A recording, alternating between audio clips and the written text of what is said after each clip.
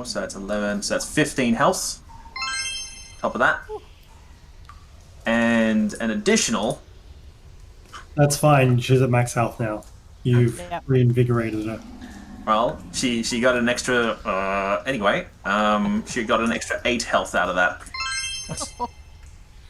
I'm like Popeye after spinach. Yeah.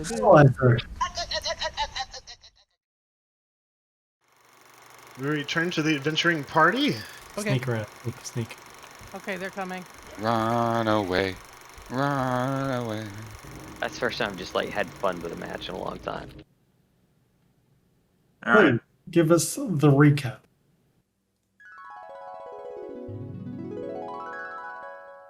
Okay. Let's maximize this so I can read it better. Alright. Session 1.0, because we're all here. The rain started to fall as the party set off in the morning towards Red Lokk to deliver Bob's body back to his family. Croaker welcomed the rain even though the wind did add a bit of sting to it. Shortly later, the rain began to fall in earnest, drenching everyone as we all followed the path northward. We made good time as Guy had a keen sense of direction. The day passed by uneventfully, but it did seem very odd that the wind and rain would suddenly and unnaturally change direction so quickly. We set up for camp that night. Drongo climbed up a tree to turn in early, followed by Guy who set up her lean-to, making shelter from the now light rain. Lokk began tinkering on some of her equipment, adding cogs and tightening screws. Croaker set out in search of ingredients for several hours and returned later to try brewing some of them. Unfortunately, right before his potion was fully brewed, a sudden flash of lightning cracked in sky, followed by a dumping of torrential rain, flooding his small cauldron, spoiling the contents. Torrential rain. Frustrated, Croaker decided to turn in for the night, burrowing himself into the leaf litter and refuge, enjoying the nice wet bed. That night, the party was set upon by 3 ape men throwing rocks, rudely knocking Croaker, Guy, and Lokk from their outslumber. Drongo was safe up in her tree, but woke from the sound of the commotion. Seeing that Dr. Croaker had taken a hit in his sleep near Drongo's tree, she dropped down from her tree, yelling, "Drongo wanted her beauty sleep! Drongo mad!" As she somehow managed to grow a lizard-like tail appendage that shot out and stabbed the ape opposite her. Guy tried to stab her spear at the ape standing over her, but missed. Lokk stumbled out of her tent and dropped a metallic ball onto the ground that mechanically unfolded and grew into a mechanical spider-like contraption. Guy was not looking good after taking 2 very big hits from an ape before she could properly collect herself and retaliate, throwing fists, kicks, and spears at her attacker. Croaker raised his crossbow, drawing the tip along his skin before letting it fly at the ape, dealing some serious damage. Lokk mounted her spider-like construct and had it shoot flame at the ape near Guy, frying it to death. Drongo tore her ape apart with her claws and sharp tail. Guy deftly leapt up onto a ledge where the last remaining ape stood, striking it. Lokk's construct's spider crawled within range of the final ape and successfully fired a lightning lure at it, pulling it off ledge and onto the ground in front of Lokk. Croaker climbed up a tree nearby and trained his poison-tipped arrow at the remaining ape, piercing the bolt through his eye, killing it instantly. Everyone had taken some injuries in that melee, but Guy was more so than the rest of us. Dr. Croaker tried to offer his services to Guy, but she brushed him off, limping away into the bushes. Lokk followed her into the trees, patting her on the back to perk her up, and then sneakily cast Cure Wounds on Guy, taking the edge off her injuries and perking her up a bit. Drongo had already opted to return to sleep, but instead of climbing back up her tree, she just rolled up under Guy's lean-to and fell asleep.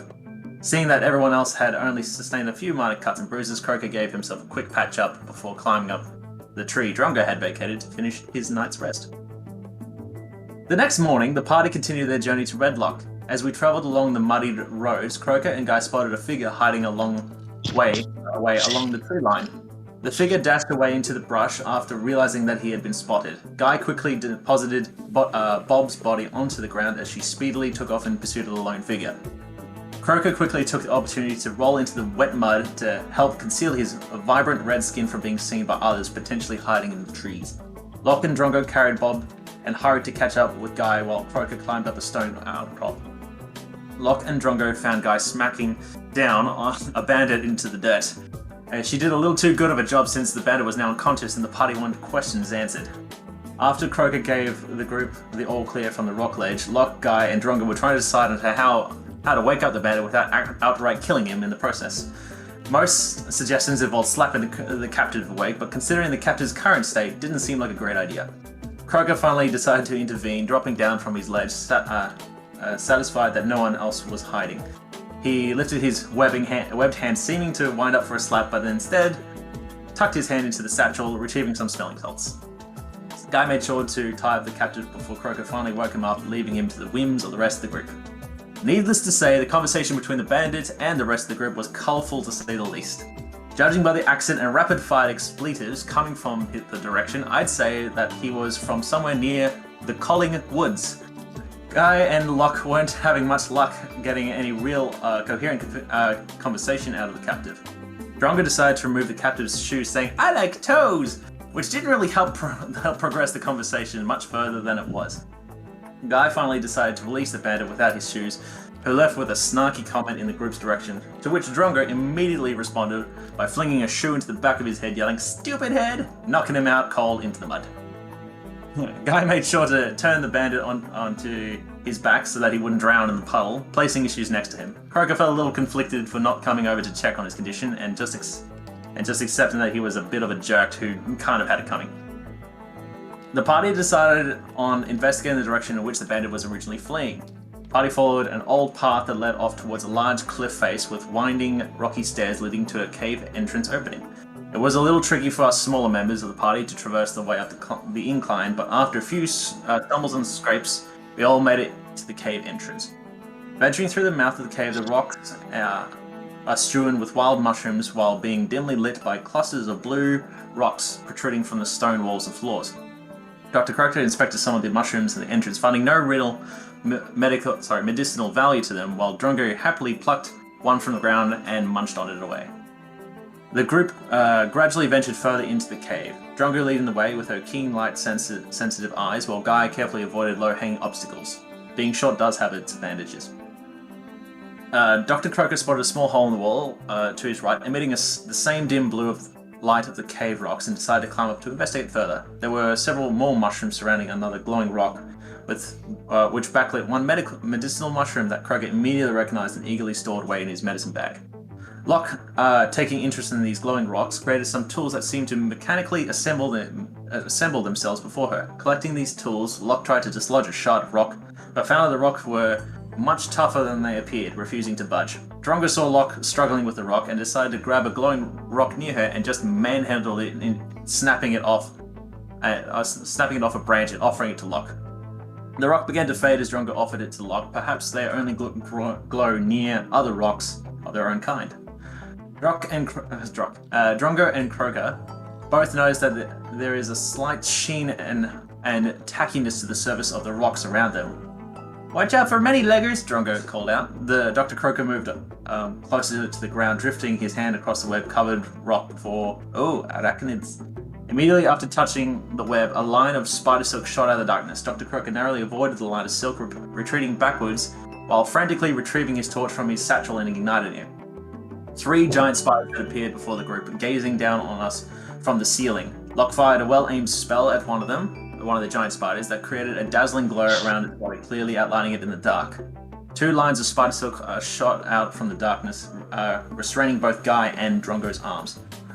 Wielding the now lit torch sideways in his mouth, Croaker skitters up the wall and touches the flame to the webbing, causing a chain reaction flash fire, burning away all the spider silk surrounding the group. Without their webbing purchased, the 3 giant spiders stumbled to the floor, sending screeches of pain from the sudden drop. Croaker took the opportunity to attempt to drop onto the back of one of the giant spiders, but only managed to bounce off its back. The fight commenced in earnest. Drongo ignored her restrained circumstances and used her tail-like spear, deflecting attacks and striking out at the spiders surrounding her. The spiders didn't count on Guy's legs being weapons as they slammed into the chitinous bodies. Croaker managed to cling to the underside of one of the giant spiders, using the torch in his mouth to burn the critter as it fell under the effects of his poisonous skin. Unfortunately, Croaker hadn't considered what would happen once the spider perished. Guy and Croaker received a venom-filled bite from their respective spiders. Guy threw several blows into the body of her spider, while Croaker managed to finish off the spider he was grappling and was rewarded with a giant spider body slam to the earth. Lokk summoned her mechanical contraption with complementary flamethrower for the barbecuing and flaming up the giant beast, singeing its hairs. Angrily, it turned on Lokk's construct. Guy took the opportunity to swing a leg out and snapping the 3 of its legs beneath its toppling into the ground dead. Guy speedily rushed to the last remaining spider, landing a perfect strike into the spider's side, ripping out flesh and sinew from beneath its hard skin, dropping the spider dead. Drongo, worried for Croaker's health after disappearing under a giant mound of furry spider, rushed over to push aside the body of an impromptu futon currently smothering Croaker's small form. Freeing him from the spider's body, Croaker received a big hug from Drongo, clicking and creaking his tiny bones. Drongo didn't feel too good after touching Croaker's skin, but the moment passed quickly. Lokk, making sure not to touch Croaker's skin, cast a Cure Wounds on Croaker, helping him recover from both spiders and Drongo's hugs. Drongo took the opportunity to harvest the spider's raw flesh while Croaker collected a couple of vials of venom from the fangs. Guy looked a little worse for wear, so Croaker coaxed her over to a stool so he could be low enough for him to tend to her wounds. Taking a moment to gather themselves, the group began to search around the cave a little further. There were 2 bodies that looked like dried husks on the ground beyond where we encountered the spiders. Lokk found some hidden treasures tucked away by the by the previous tenants, who once resided there. Clearly, they didn't have much need of it considering their current state. The group moved on further into the cave, finding more abandoned furniture and stale supplies. Croaker managed to find a very rare ingredient hidden amongst the branches of large toadstools, making sure to collect and store it away carefully and delicately. The caves wound onwards, splitting off into 2 directions. One direction looped back towards the entrance, while the other led deeper into the cave. Lokk pulled out her pan flute to help break up the dark, morbid mood of the cave. Eye of the Tiger. Drongo preferred Lokk's previous tunes, the ones with the screeches. The group followed the cave tunnel that opened into a large cavern with an old campfire in the center of the floor. Guy relit the old campfire to get a better view of the area. Croaker stood upon a large boulder at the entrance, holding his torch high, looking for more spiders or webs. It seemed clear until out of the corner of his eye, 2 large stalactite-like creatures with tentacles like arms silently descending from the walls. Since the party had already warmed up with those previous giant spiders, they all set upon these new foes with increased vigor, laying into them with fists, tails, arrows, and flamethrowers. Needless to say, these big booty bitches got stomped. Drongo took his time to rifle through some supplies crates stored under a raised platform that was lined with old bedrolls and large chests. Drongo ended up smashing through crates, finding some old bits and bobs, including oddly some lacy undergarments of all things. Lokk carefully approached a large chest, making sure not to touch it in case it might become alive. It was locked, but Drongo made quick work of it, wrenching it open, revealing a wealth of many different treasures, including 2 potions of healing, 750 copper, 120 silver, 72 gold, brass engraved bowl, threaded silver merchant's cap, cloth gown, fine leather coin purse, wooden shield brooch, wooden plate with arcane runes, a chalice, and a spell scroll of a greater invisibility. The group decided to rest up here for a while. Stomping bitches can be exhausting. And here ends session 1. This is still session 0C, FYI. Doesn't count. The adventure really begins when you get to the Predlock. Spoilers. No, it's not a spoiler. It's just the way the campaign's been made. Mm-hmm. Good morning, guys. Good afternoon. Good evening, everybody else. Okay, so I am going to bring you to our map we're on. And you guys were going to have a short rest. A what? Short rest. Short rest. A short rest, yeah. Okay, because that's right. We haven't had a long rest, so. So you can change to map Travel 01. Travel 01. There we go. Near the top. Yep. Thought you said I gravel. just pulled you guys to the board, so you can place yourselves wherever you would like before you, when you have this short rest. Mm. Are we all together? Where? Oh, yeah. Yeah, your torches are off. I will turn them back on.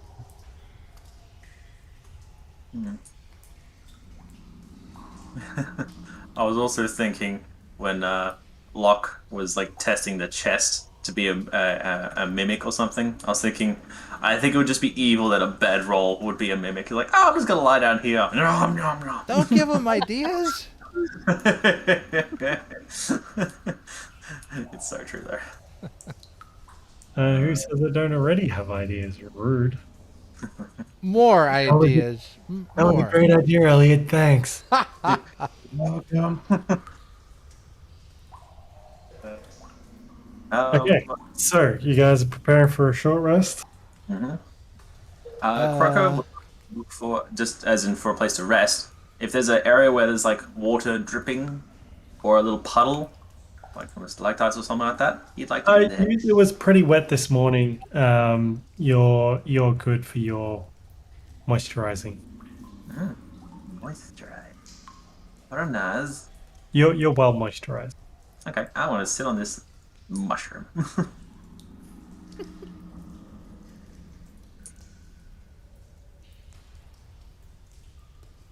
Okay. Everybody good where they're at? Here. Will, Splash? Yep. Cool beans. You guys can cycle a short rest. Roll any hit die you may desire. If any. I think the only damage I took was from Dr. Croaker. Oh. Oh no, you didn't take damage, you just felt ill. Oh, I thought I took 2 hit points. It's alright. No. You're poisoned for a sec, but it doesn't do anything unless you try something. Gotcha. Yeah, ability checks, something like that. Okay, so everybody in position? Yes, yes, yes. Okay, cool. So you guys cycled a short rest. Can I please get from? I know Croaker and Lokk have got dark vision. Negative, no dark vision. Drongo has the dark vision. Oh, Drongo and Lokk have dark vision. My bad. Can I get a regular perception check from you two and a perception check with disadvantage from Dr. Croaker and Guy Pierce, please?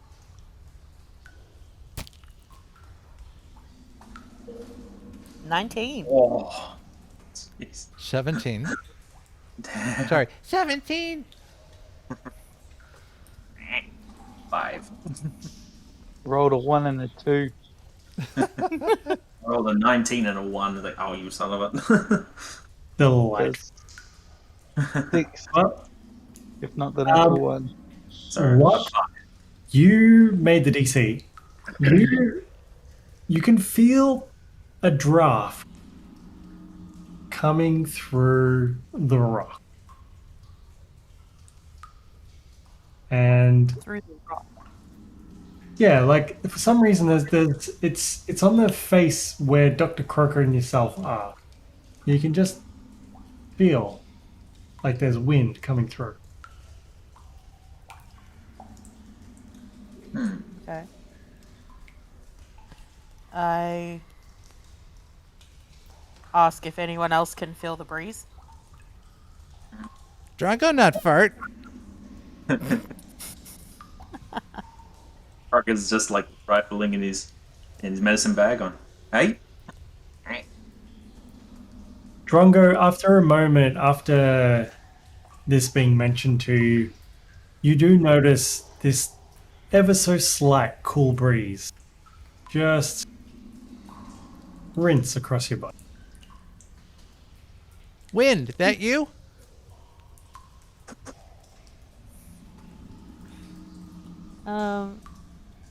Lokk would like to try and see if she can find out where exactly the breeze is coming from in the And- rock. And Drongo will help because she's really curious herself. Is anybody else planning to assist in this? No. I'm just going to watch. Croaker hasn't felt it, so he's like, what? Yeah, okay. Drongo and Lokk, please give me investigation checks, please.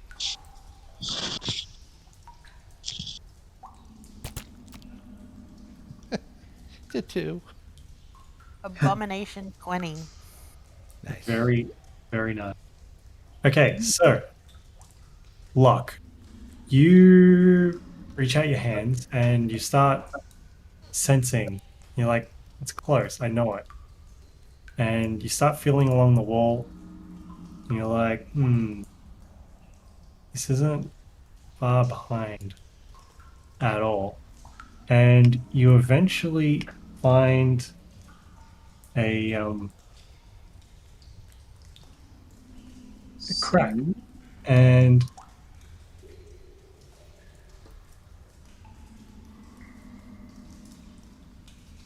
it leads to a partial opening in the wall. Okay. Leaky cave. That's what I toggle the build mode.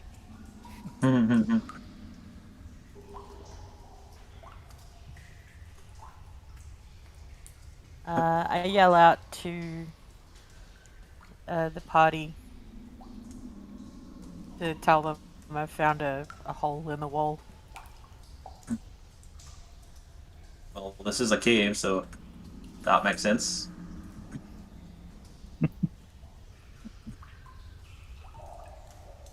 Secret tunnel. Yeah, boy. What's Buddy doing? Question. How big is the hole? I mean, or the crack? Everybody can fit through it, even Guy Pearce. Well, Drongo starts going through. She wants to see. She's curious to see where this is coming from.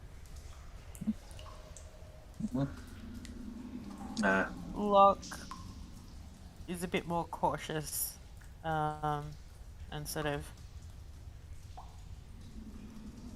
doesn't follow immediately, but will also investigate. Guy will head in after Drongo, so she's not alone. You guys want to move your tokens accordingly, please? Where's the opening? I don't see where it. Oh, I see it now. Ah. Fly. Making away. Hey, what's going on? Yeah, I'm pausing So- to see what the DM says. You continue around the corner, Oh, okay. and you get to about there. And more is revealed.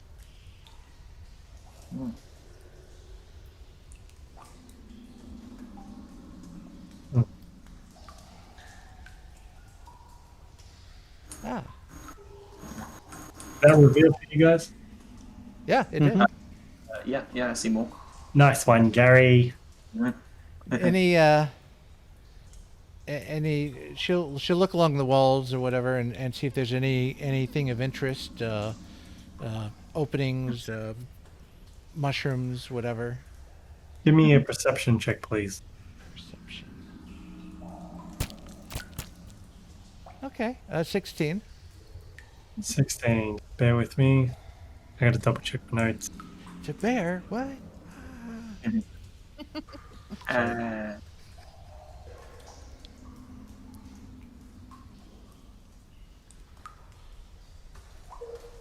Okay. No. To the wrong what?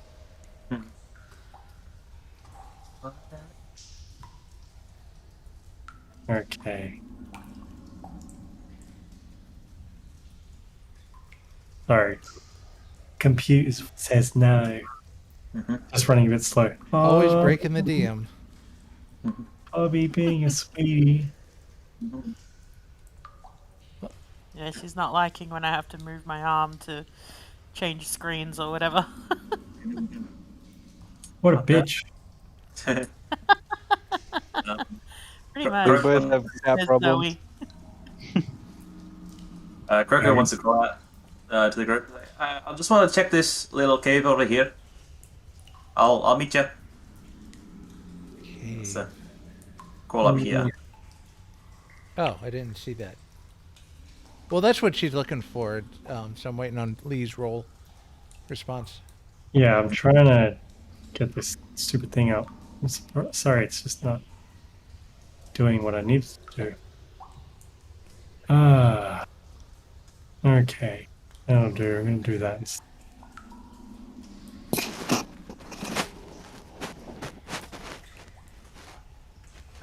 Okay. With that perception check, you notice, hard to see, but you notice some crawling and wriggling along the ceiling.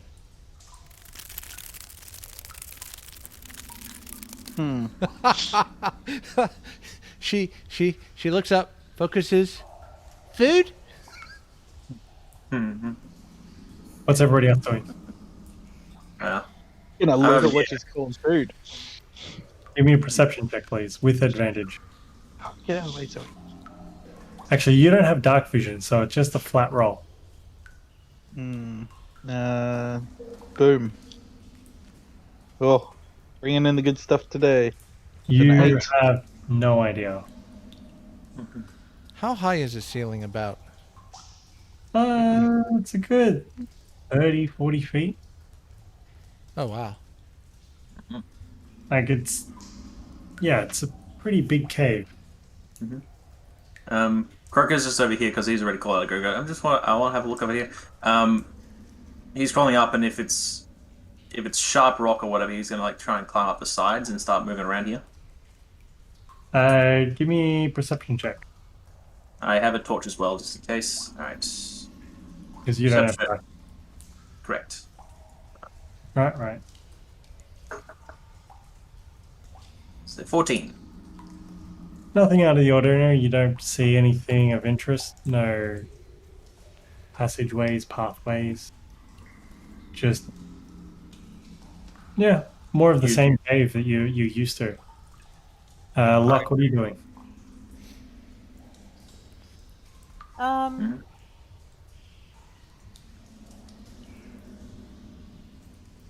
So we're in this small area and we see things crawling across the ceiling, right? Drongo has, and you notice that he's looked up at the ceiling and said some things, but you don't know what he's referring to. Okay. You got dark vision, correct? Yeah. Give me a perception check with advantage. And Drongo will she'll pick up a rock, or try to pick up a rock, and point up and go, food? And it looks like she's getting ready to throw the rock towards it. Wow. I got a 1, a natural 20. Good thing. A natural 20. You see a very familiar sight. You see carrion crawlers slinking through the stalactites in the ceiling, and you feel immediately threatened. You've got 1 round to react. All of us? Okay. For Lokk to react, Oh. and what she does will determine the rest of everybody else's action. Alright. Feeling immediately threatened, I would take my mechanical sphere out of my pocket and toss it on the floor closest to where I can see the creepy crawlies. All right. Everybody roll initiative. Yeah. Straight into it. Yeah, man, because it's me. It's me. Oof. I was actually going to ask, did Lokk bring her construct with her, or was that just because it's over up? Short rest, I believe it just was a reset. Give me a sec. So it's Yeah, I've got your initiatives. That's all good.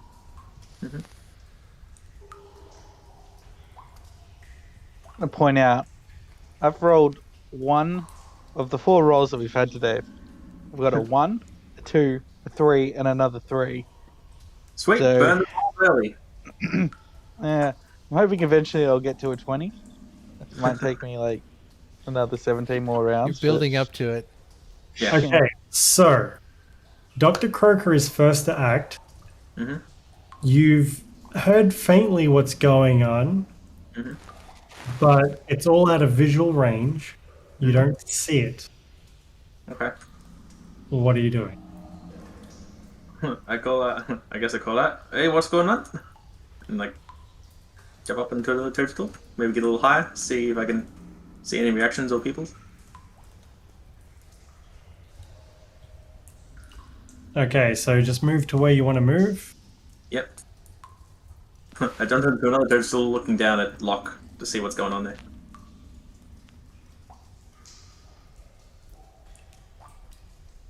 Lokk Okay. is visibly on alert, and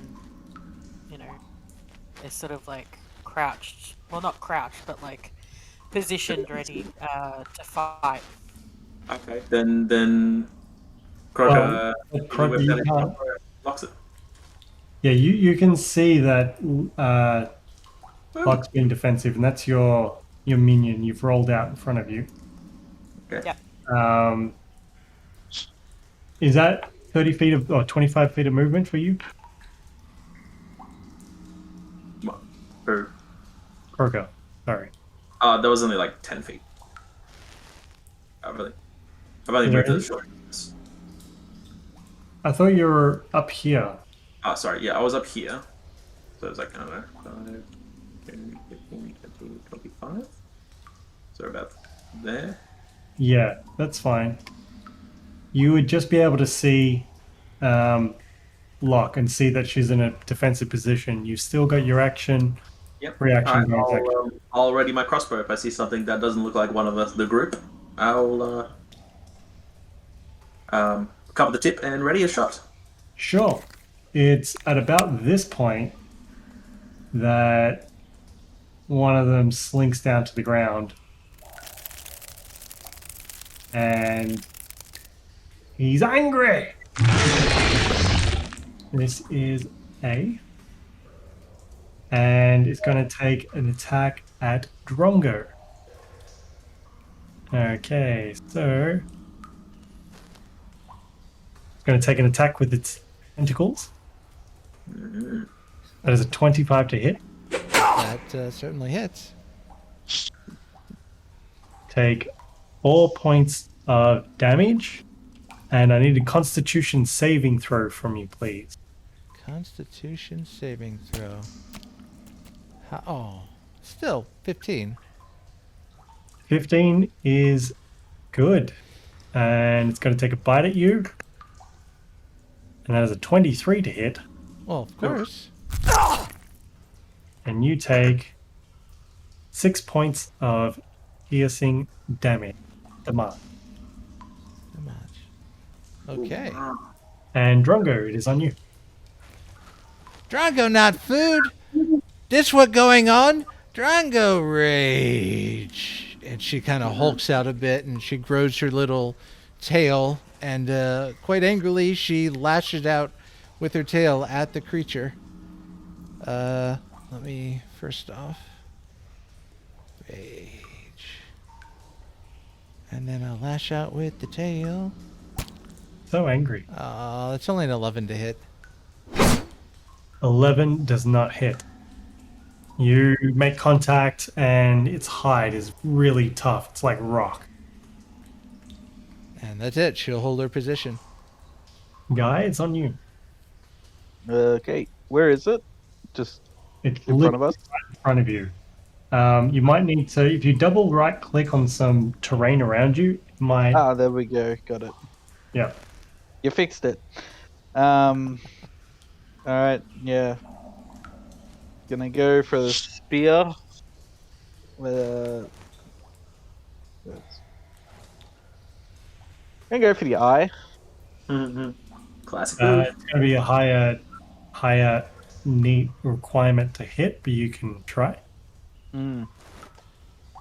Yep. Okay. Yeah, let's do that. Go for it. Single-handed. Oh my god. That's a natural one. You thrust your spear and its tentacle just waves it across like it's nothing, and you feel pretty hopeless. What else are you doing? At the rate this is going, I'm not going to waste the key points. So it's going to be an unarmed strike. Yep. I don't know. Maybe I'll try punch one of its teeth in. You can certainly try. Mm.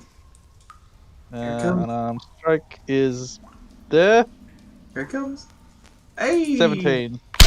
17 hits. See, those 2 ones. Oh, that's 6 bludgeoning. Okay, Carrion. Six Sorry. bludgeoning. I'm gonna stay there. Cool. Lokk, it is on you. Okie doke. I will.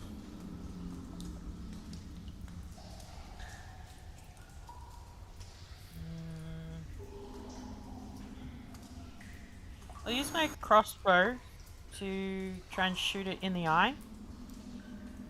Go for it.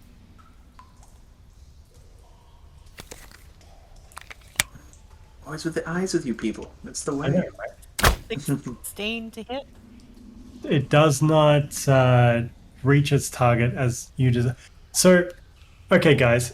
Question for the group.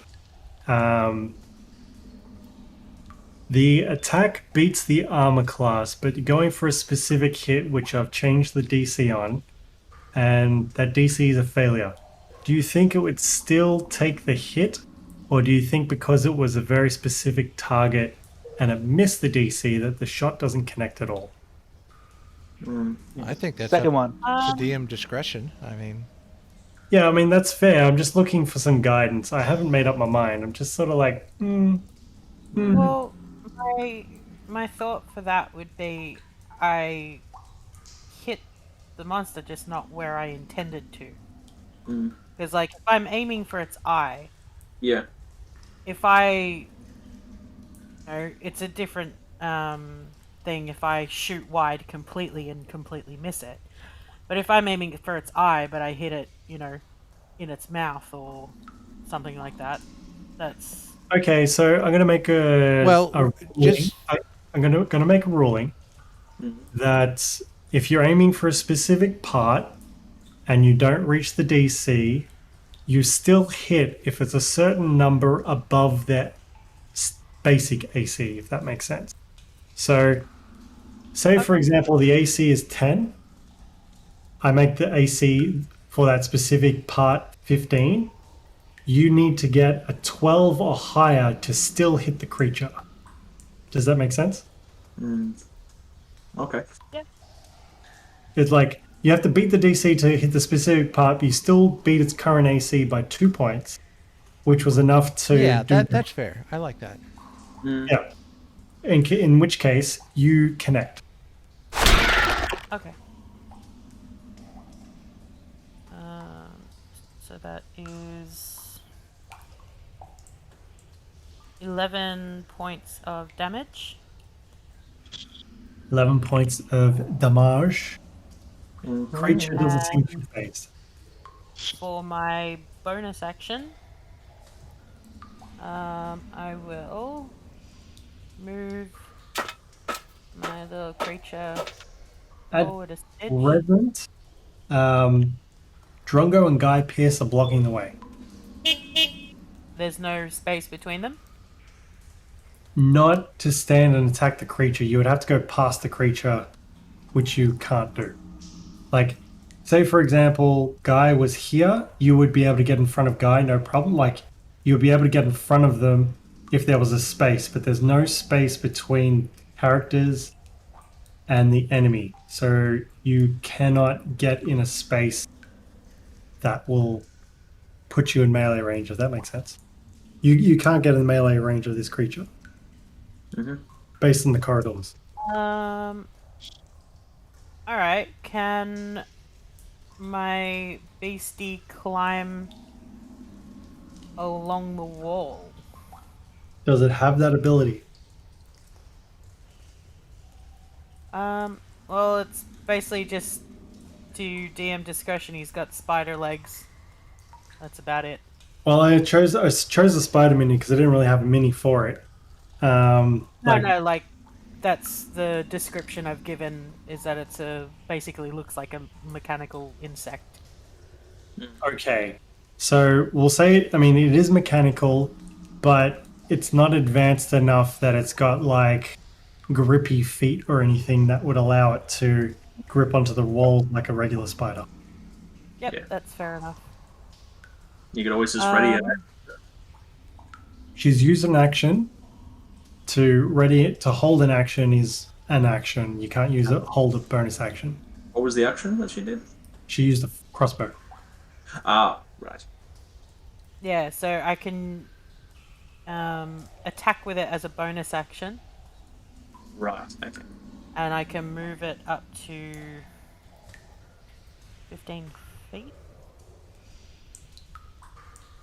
So from where it was here, it would be, yeah, you can't get past the creature. Oh, it can. It's so large, it's filling up the space. Yes. Oh, that's rough. It's got tentacles. It's like, Yeah. Yeah. All right. My other question then would be, can it go like directly, like touching the creature? no. Not enough So space. for your argument's sake, it takes up 2 by 2 5 square spaces, and it's just within the mechanics of the game that the squares are full. Okay.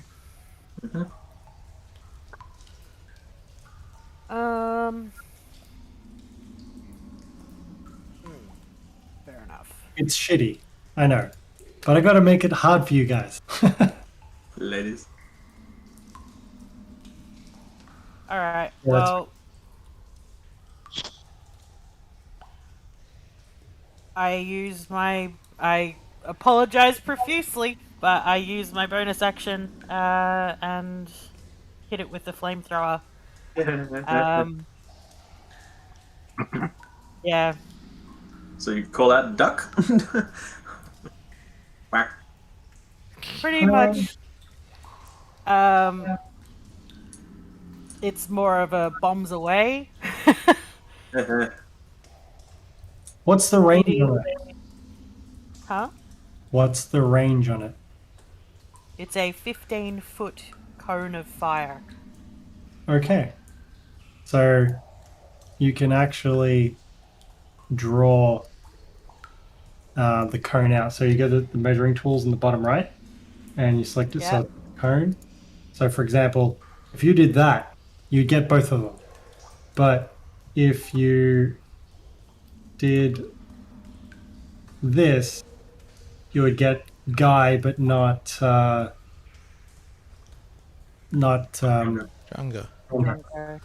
And the angle of the cone, I think it was 42 degrees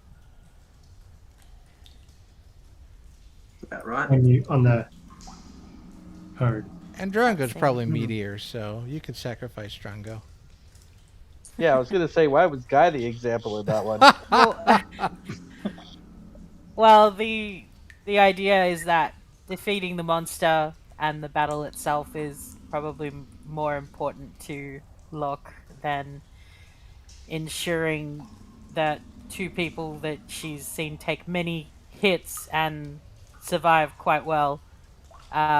In Lokk's mind, they can take it, so she's not overly concerned with sparing one against the other, so she would shoot between the two and just give them a heads up that they're going to feel. You're shooting between the two of them, they're both going to take damage. She probably doesn't realize that. I feel like they can take it. Fair enough.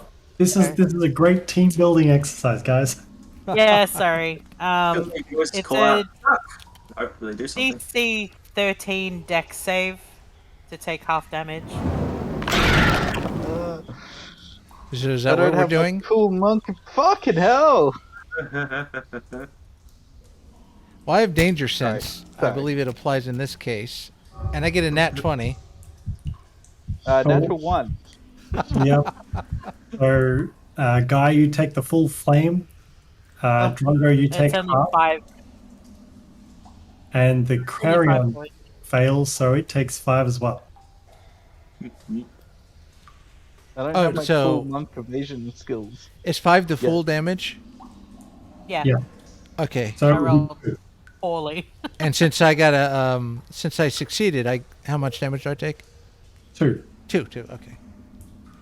Sorry. I No, am you're fine. Okay, Lokk, is that your turn done? Mm-hmm. It's at this point that another one starts to descend from the ceiling as it comes behind you. Oh my god. Monsters on the ceiling. crunch. Like out of character. I think Lokk deserves this. Why? Yeah, set me on fire. Just light roasting, he'll be fine. Cool. Does this mean I get to use my reaction? Yes, it does. Fire! By fire, I mean shoot. Shoot her! Nope. That's a 5.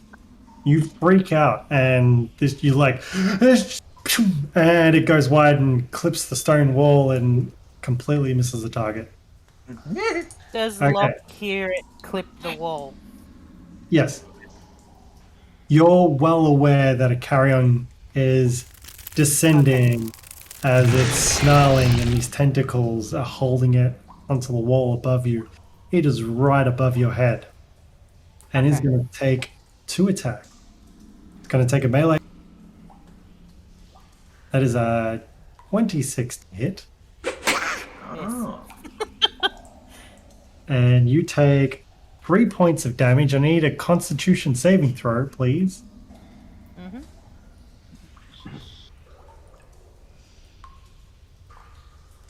Oh, so they actually look like a big grub 8. caterpillar looking thing. Okay, so you failed the DC. You are poisoned for 1 minute. Until the poison ends, the target is paralyzed. Yeah. Ugh. Your target can repeat the saving throw at the end of each of its turns, ending the poison on itself on a success.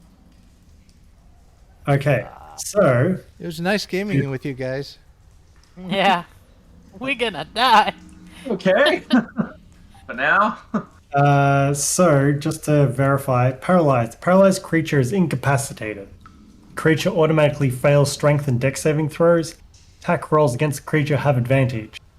Any attack that that hits the creature is a critical hit if the attacker was within 5 feet of that creature. Oh my god.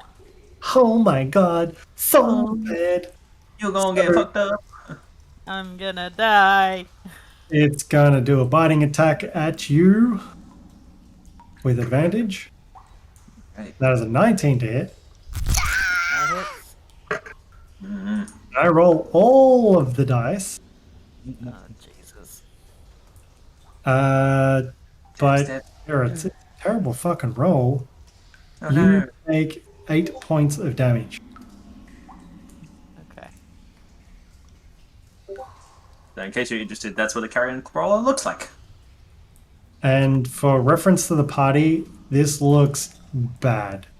Yeah, Lokk it does. looks bloody as hell. Okay. Dr. Croaker, it's your turn. Oh shit. Alright. Seeing Oh, so it hasn't jumped on her yet, but it's about to. Is it? No, it's suspended above her, and Okay. it's done a lash out. Okay. I'm gonna try my best and rush up. Oh, sorry. Oh, I guess we'll have to number this out. Need to do a bit of quick math here if I can actually do this. That's a cone. Try again. There we go. So, Croaker would like to leap up onto its back. Sure.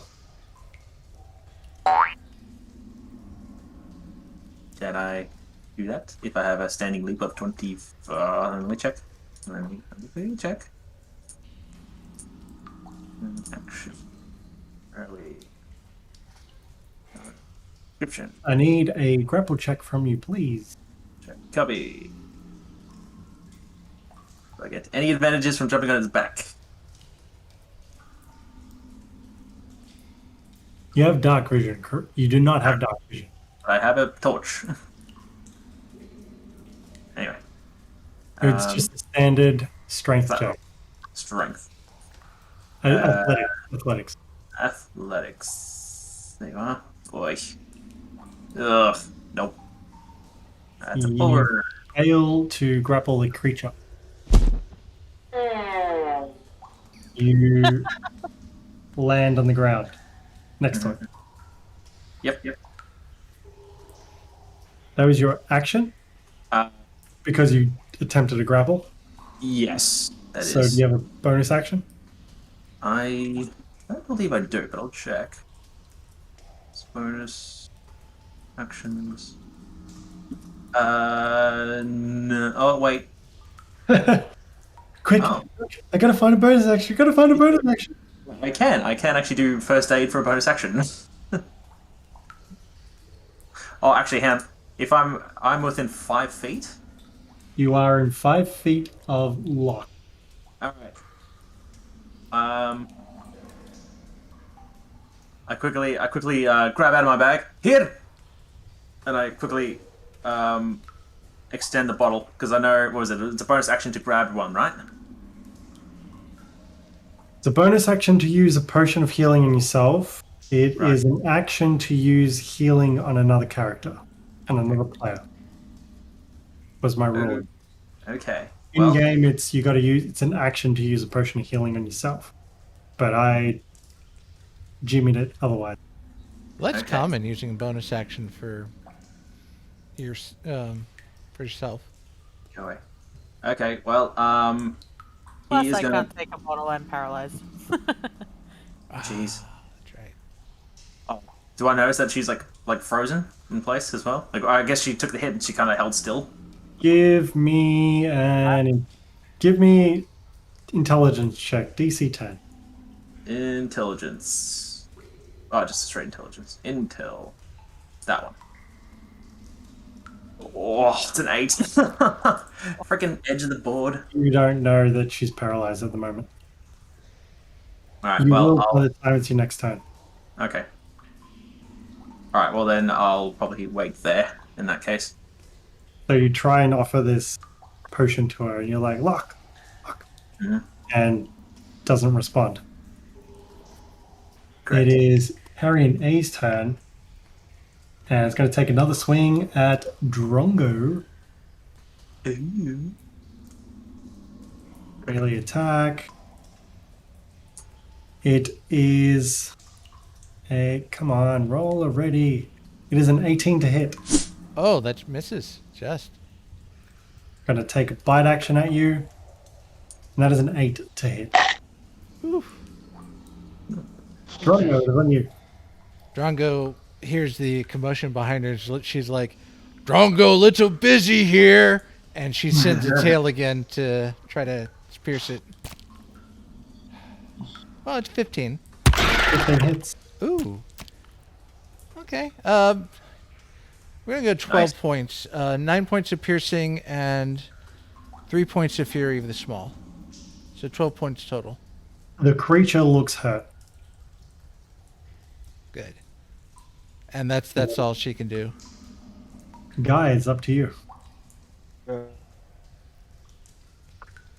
Alright, so for flavor, I've just gorged, so I'm gonna like side-eye glance back to see Lokk on the floor, and this other carrion thing on the roof. How high up is it?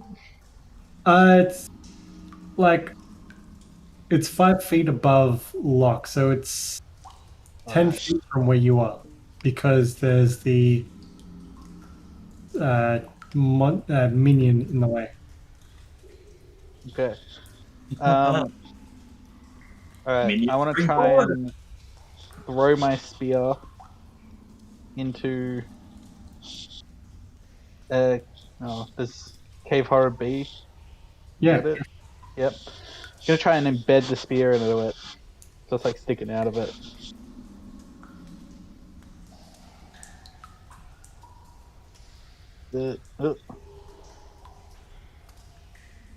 So ranged attack. Come on. 18 to hit. Ooh. Definitely hits.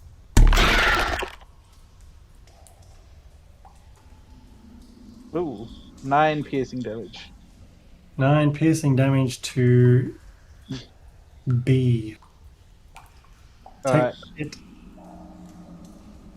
Then I want to sort of run at it, kick off the wall, and either land on the spear or grab hold of the spear. So I'm dangling in front of it. Okay, this is going to require an acrobatics check. I'm going to give you the DCs. Give me a second. So you either want to land, okay, to land on top of the spear and balance on the spear is going to be a DC 22. To grab onto the spear and just hold on is going to be a DC 13.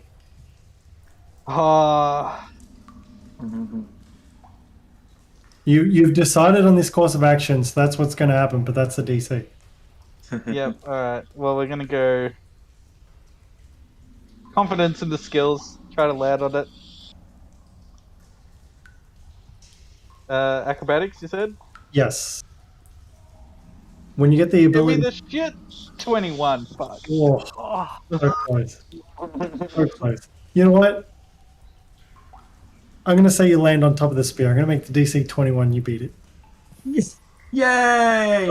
That was really good. That was a good roll. That was a good roll. I mean, you're a monk.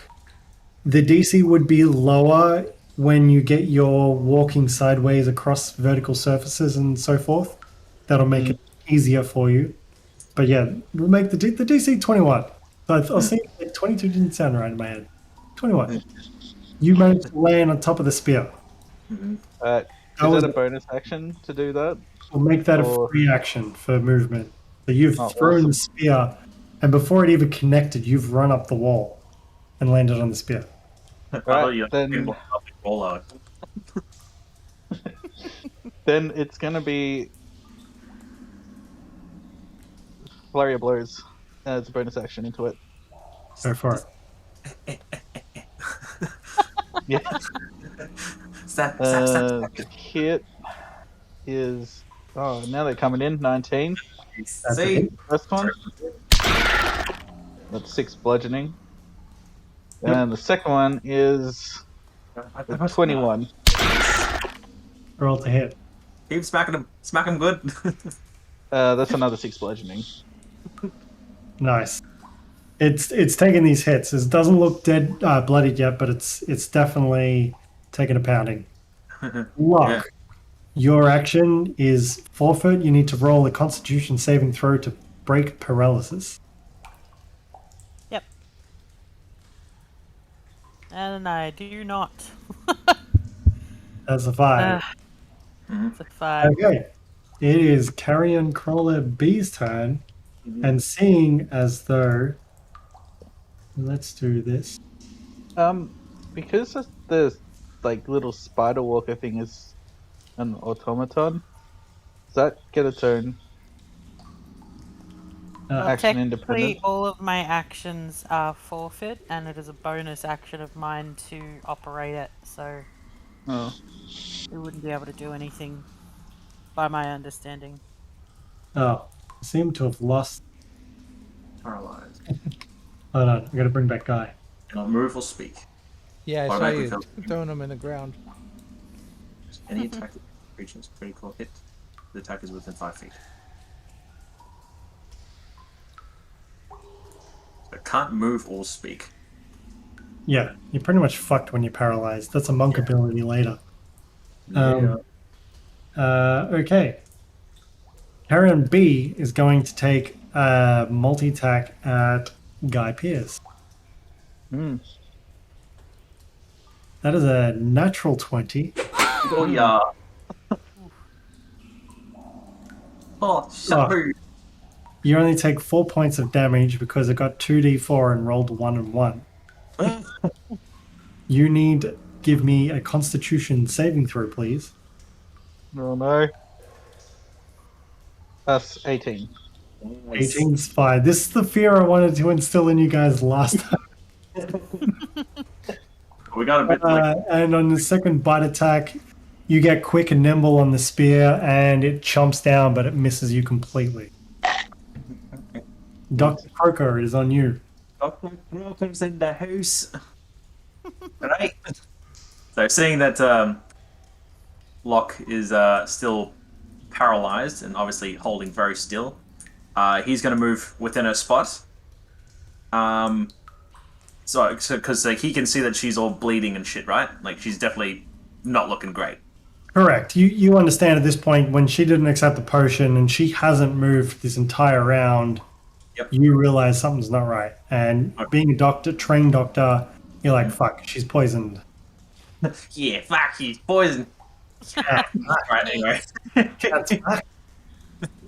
Alright, well, I immediately come into her space and I grab one of my potions and I hold the back of her head to pull it back and I pour it into her mouth.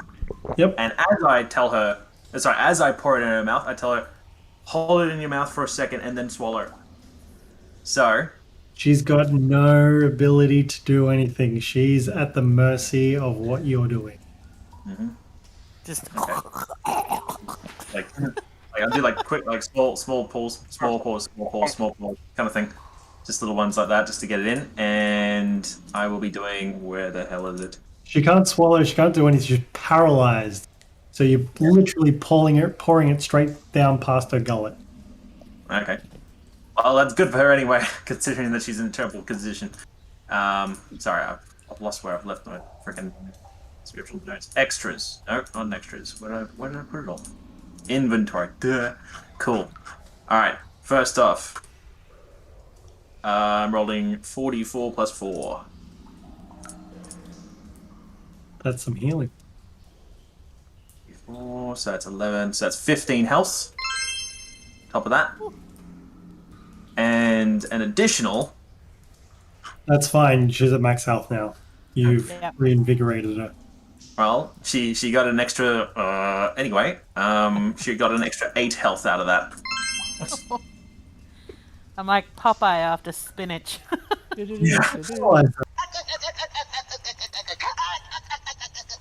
Is there anything else for your bonus action, good sir? Alright. That was my action. I'm sorry, I need to tick that off my inventory, which is right here. Move that. Done. Alright, and so that was my action, yes? Were you wearing any gloves? I was thinking Negative, that. that's why I was holding her hair and pouring it down. She's already poisoned anyway, so it doesn't really matter. Anyway. She can't get poison through her hair. Okay. Is that... Do you have bonus action? Anything else? I'm just going to check the bonus action again, just in case. No one else is within range of me. I would like to... I can't pull her away, can I? That would be require a grapple, uncontested, which is an action, and you've done your action. Okay. Then I will... I'm not within range of this this crawler above me, right? It is. If you move out of range, it would get an attack of opportunity on you. So yeah, you are in range of it right now. Okay. In that case, I'm holding still for a moment, but ready to run. Cool. Go for it. Okay, it's Carrion Crawler A's turn.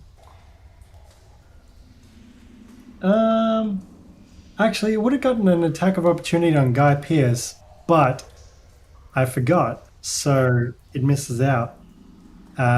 This one is going to attack Drongo. I may have thought about the opportunity attack, but then I was too busy paying attention to guys like parkouring. That's 22 to hit. Tail swipe. She's going to add a D8 to her armor class. So 23 armor class for that attack. That's a miss. And then it's going to bite down. Does it last for a round or just one attack? It's one reaction, so I can only use it once per round. Cool, it's going to attempt to bite you. And that's Cool, a 10 to like hit. It's a what? 10 to hit. Oh, no. Drongo, it is on you. Drongo just lashes out with her tail again. She knows they're busy behind her, but she wants to take care of this thing. Kind of probing her for soft spots for cooking later. Tail attack. Okay. Where's the tender bits? 22 to hit. Yeah. Hits. And 8 points of piercing. 8 points of piercing. To A. To A. Looking bad. Is there anything else? She holds her ground. Guy Pearce, you're still delicately bouncing on this spear. Alright. Alright, I'm gonna take an unarmed strike. Yeah, we're just normal unarmed strike. Oh. From That's- a B to a 2. So obvious, obviously. Bonus action is gonna be an unarmed strike as well. Not flurry of blows this time. We can do it. 17. 17 hits. Oops. 7 bludgeoning. This is the B, correct? Yes. B's looking bloody. Awesome. Lokk.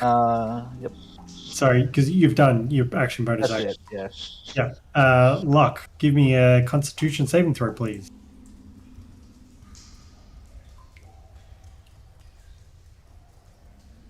You can do it. 14. 14. The DC was 13.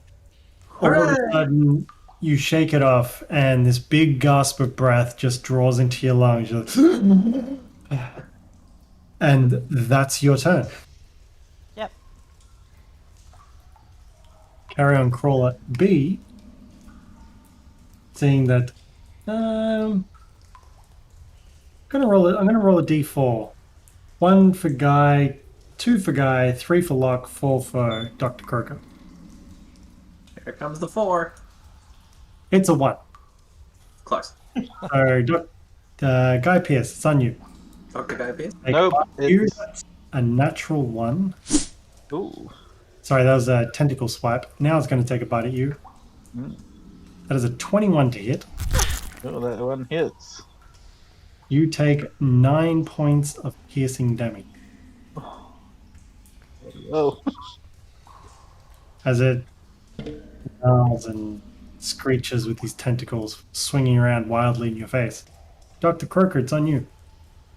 Is that not a Constitution saving throw? Only for the first. Okay. Yep. I jump out of the way. Yes, I know I get an opportunity. Go for it. Okay, it's going to swing its tentacles at you. That is a unnatural 20. That's a miss. Can I use my reaction against that reaction for the Sentinel attack? Let's have a look at Sentinel attack. Features and traits.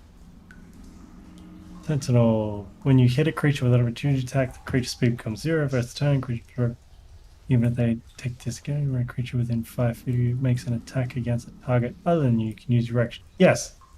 You can. It made an attack against a target other than you. You can use your reaction to make a melee attack against the attacking creature. Now, first of all, it was 6 points of. Actually, Is it poison damage? it's poison damage. You're immune, so you take no damage. Hell yeah. Will, if you would like to roll for Guy to use your action. 25. That's, Unarmed strike again. that's a paddling. And that is 7 bludgeoning. 7 bludgeoning to B. I'm just waiting for this B to fall and just go plonk on top of the Lokk. I thought that that's too. what I'm seeing happening. Hammer as and well. Anvil going on here.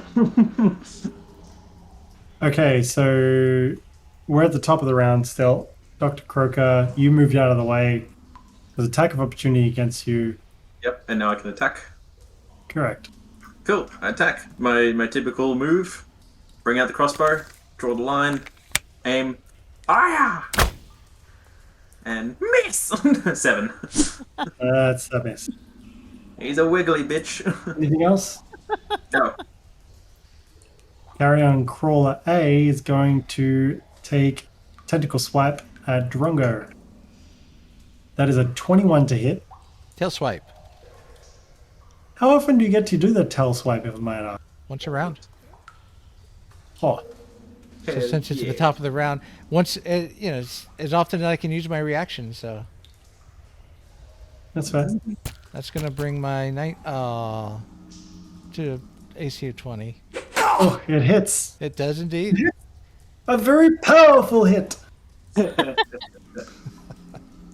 You take 4 points of poison damage and give me a Constitution saving throw, please. Poison. So I don't get that halved because in a Constitution, I don't get advantage on this since I'm raging. Not that I know of, unless it specifies. Okay, 18. You're fine. Ow! And Oh, it's going to take a bite attack at you with a natural 20. big ow. Deeper owl. And that is 13 points of piercing, which reduces to 6. 6. Okay. Cool. Drongo, back to you. Ow. And then she strikes with the tail. Still probing for that good tender meat. Oh, only a 10 to hit. And misses. Tag, you're it. Tag. That spot. And that's all she could do. Guys, on you. Unarmed strike again.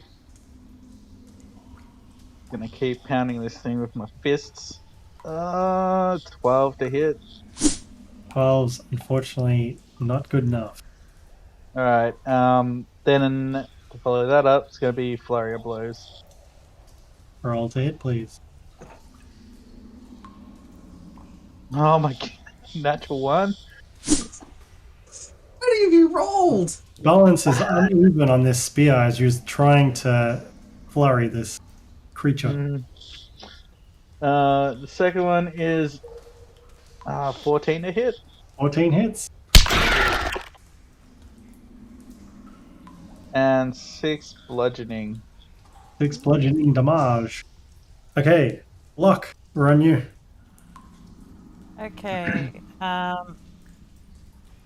Still feeling weak from having just been paralyzed. But very healthy. Yeah, but still a little, for me, realistically, it'd be a little unsure on my feet. I reach out and grab onto my cannon. Whoa. And just get it to pull me forward toward Beast A. So you and the cannon are moving forward 5 feet. Yep. So I'm basically mounting the cannon. Oh, you're on top of the cannon. Gotcha. All right. Okay. So you're in the same square at the moment. Yep. Uh, But facing Beast A just to get out of Beast B. Okay. So is it your machine that's moving or you that's moving? My machine. Okay. So the attack of opportunity would happen on the machine. Is that correct? Yes. Didn't it already take one on Dr. Croaker? It has taken one on me, and it has it had its turn yet? So Correct, it's already it- used its reaction. It has no more reactions. Nice. Ah, neato. So I will use a bonus action to the flamethrower on Beast A. No worries. What's the saving throw? DC Dex 13. It rolls a 4. Blame you, Hoffman. So it takes 9 fire damage.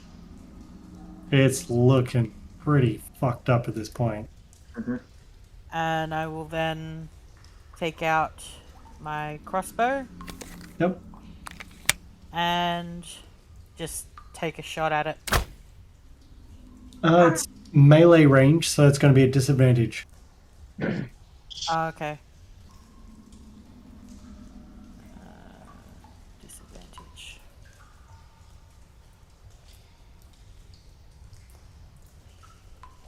Ugh. 11. So close.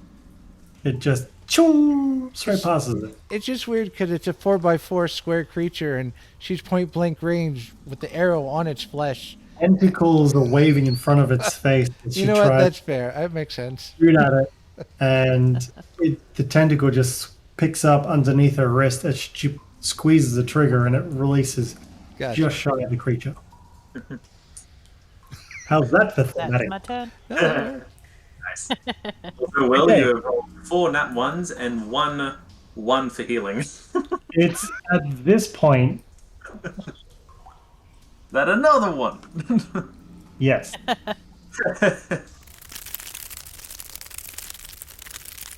It's not going to get there this round. Another. Another. Don't do that. No, no, no, no, no, no.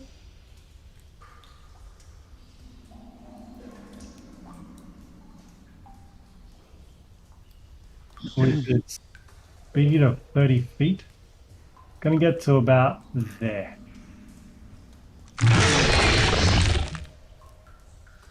Darn. Right there, right there. It is Carrion Crawler B's turn. You got the BB on a BB bounce. And since Guy, you're the only one in its range, it's going to take a swing at you with its tentacle. Mm-hmm. That is an 11 to hit. 11 like- misses. Ooh. And then it goes to bite you with a 12 to hit. Also misses. Nice. Dr. Croaker is on you. All right, seeing that when he ran away, noticing that like it went to strike at him and it didn't actually feel anything, he's like, turns around. Sorry, he rushes in. Sorry, I'll do the numbers here. 1, 2, 3. Rushes. Sorry, to here. 3, and then rushes away, forcing it to have a shot at him again. Oh, sorry, down the ground. Sorry, he's willingly taken a opportunity attack.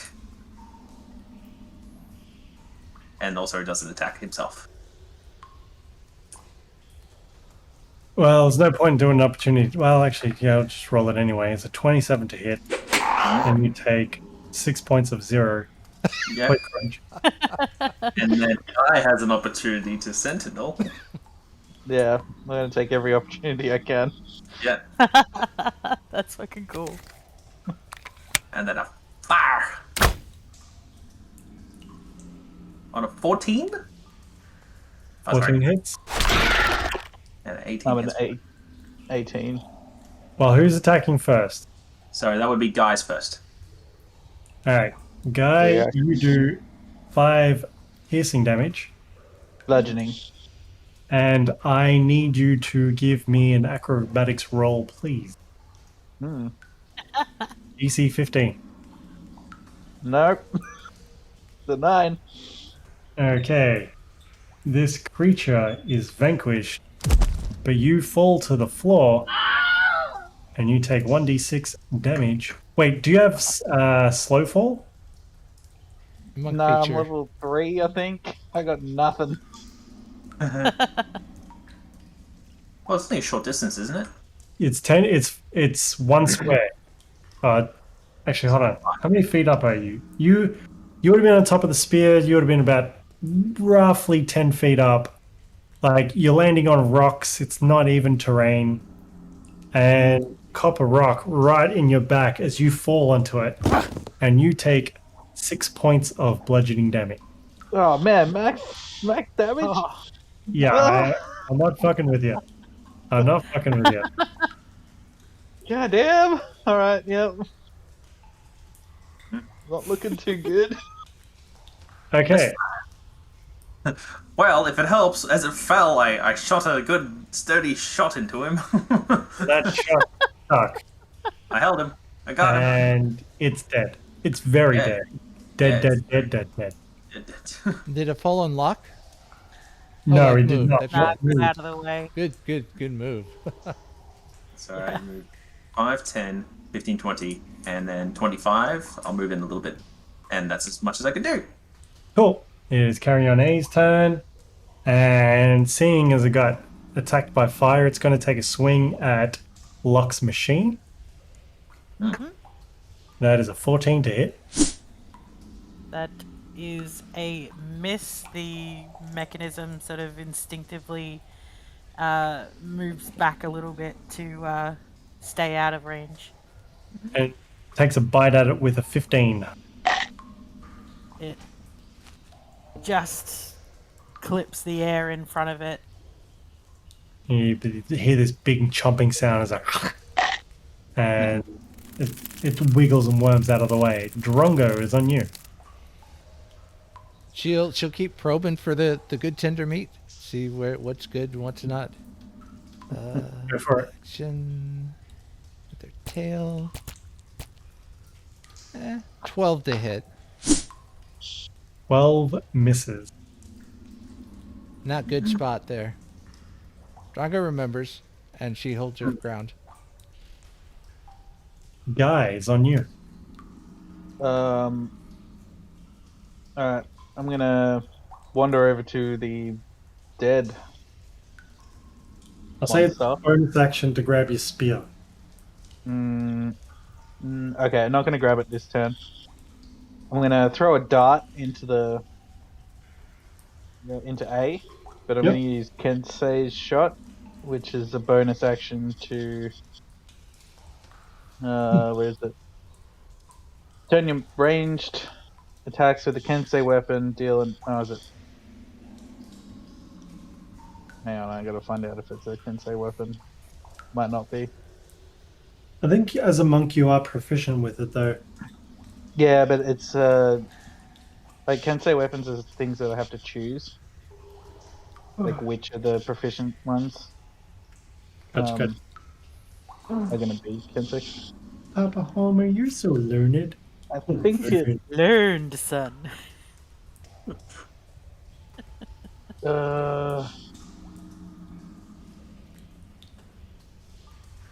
Oops. Oh, sorry. Promise I have more to this session planned. It's just another corridor! Damn it! Another corridors. Okay, I think it is. Yeah, so just gonna make a ranged attack with a dart, and then if it hits, it's an extra 1d4 on the damage. And I don't think it hits. The 9. Swing and a miss. Wait a minute. You said that was bonus action? Yeah, it's a bonus action to make it 1d4 extra. So I'm just going to stand by the spear. So you done an Not- action and a bonus action. Yep. Okay. Wait. I'll just move. Hang on. It is on. Oh, okay. Yeah, you've got the ability to move.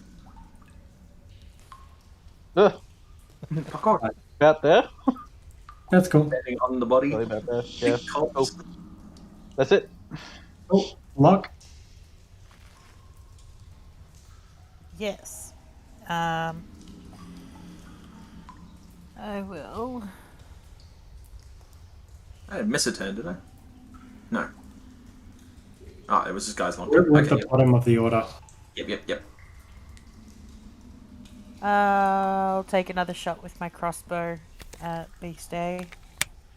As a with disadvantage. Actually, yeah. And if I move back, it's going to get an attack An of attack opportunity. option. Let's try it. We'll try with the crossbow. Oh my god, I rolled 2 2s? Jesus Christ. So that's your action, bonus action? Bonus action flamethrower. Cool. So, one little cool thing about these rulers is that you can actually, if you hold the control button, you can change it so it points upwards. What's the range on it? 15-foot cone. Okay, so it's only 3 squares. Yeah. That's So I won't make it there. Pretty said it's not that far. Yeah. I'll do it. Alright, Monster. what's the DC? Fireball. 13 It dex. rolled a 7. Oh, why 3? No. Hang on, I gotta re-roll that. That's fine. 17 would be nice. Fireball. Would be nice. Do. Hey, 12 fire damage. This flame erupts in front of your mech as you hear this withering scream and fades in the flame as it and dies. Oh, wow. That's exactly how it sounds. That's funny.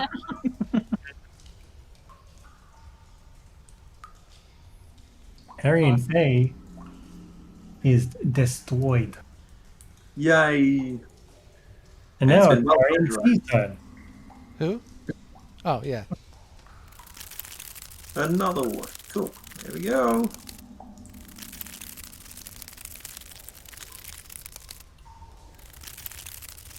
And it traverses down the walls. It's going to take a swipe at Mac. Yep. That is a 10 to hit. Oh my gosh, and then a 5 to hit. So, no, both miss. Yeah. My little Dr. mech just Croaker. hit it around out of the way. Croaker? Okay. Gonna jump up onto the corpse of the body over here. Turn him. Fire! Well, actually, sorry. How beaten up is Guy? That I can tell. That's looking. Well, you're a trained expert physician, and you know he looks. How do we word this? Pretty fucked up. Medically speaking, he looks fucked up. Fucked up. Pretty fucked up. All right. Then what I'll do is that I will first off reload, point fire at not at Guy, but at C for a shot for a abysmal 9. So that's going to ping again. He's wiggly in the air. I will reach in and with my bonus action bring out a potion for Guy. He's like, here, drink this. Get this in you. You look like shit. And I'm assuming I have to wait for him to do a thing. Sorry, her to do a thing. Awesome.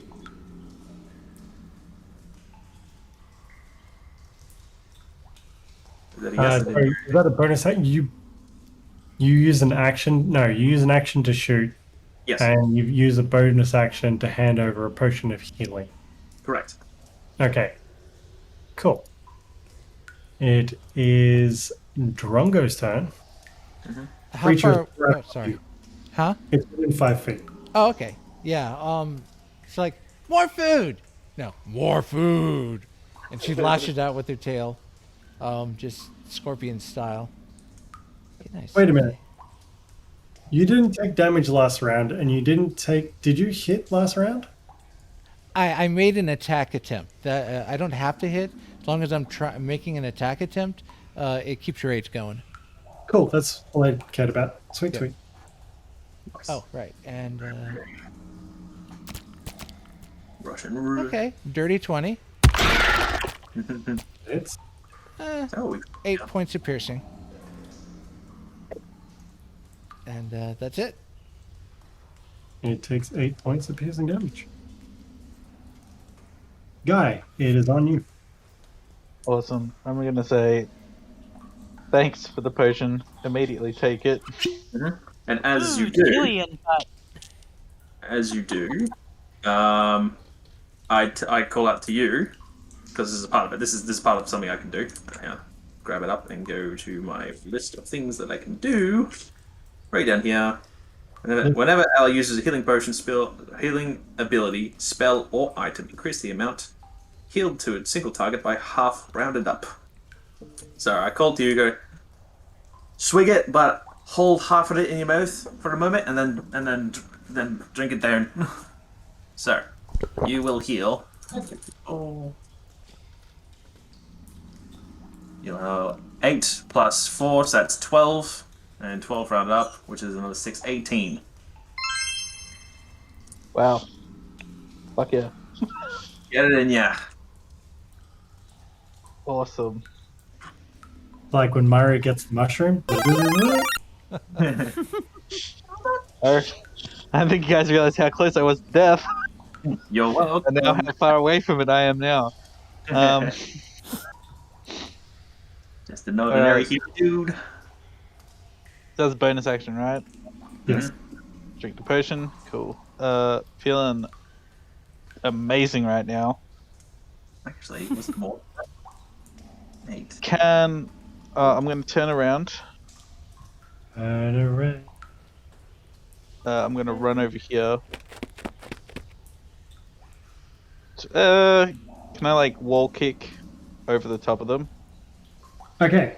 So what I would say, it's going to be a DC 16 to complete. If you fail it, you stay where you are. But essentially, you're going across the wall, past the creature. You'll stay in melee range. Oh, wait. That was drawn in the wrong spot. Can I add to that DC by saying I'd like to attack while I go past the creature?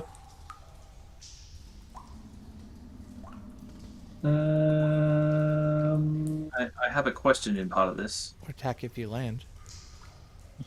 So if you're moving through an ally spot, which is allowable as long as there's space on the other side, so it should be okay to go through without having to do a DC, or are you doing something fancy and that's why you need a DC? he's wall running. Well, the creature Not is the wall creature on running the just ground, yet. No, you're the not. creature's above them, about 5 feet. so he should be able to move past us and end on Yeah. a square that we're not on, under the creature, without having a wall jump. Well, I don't know. Would I be in melee range if I run along the ground? Yes. Yes. The two in front of you are in melee range right now. Getting to one Okay. of those two. I'm not sure if that's going in the right spot, but no, that's not. Either way, you can like- get to here. Oh, Here and here are fine. Either way, I'm just gonna get to like run underneath it. you're in Behind it? melee right there. Alright, well, as I run underneath it, I'll just like slash at the base of it. I guess up the butt again. You didn't get your spear, Oh, it's because of bonus Correct. action. but Can I you use an still- action to pick it up instead? Yes. Oh, I'll do that, and then I'll just run behind it. Oh. All right. Lokk, your turn. Yep. I will start forming this coil of energy in my hand and whip it out at the beast C and cast Lightning Lure. It's a strength save of 13. You rolled a 10. Awesome. So it is pulled 10 feet toward me and takes 1d8 lightning damage. Okay, roll for damage. That's 6 lightning damage, and I basically slam it into the. Okay, so you smack it into the floor behind you, essentially. So.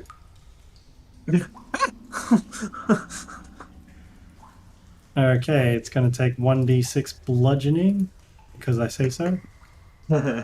Takes 4 points of bludgeoning damage. Is there anything else for your turn, Lokk? I will.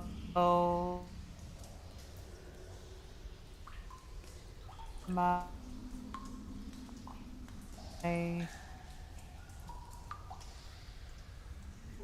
Actually, Croaker's right there. Frog.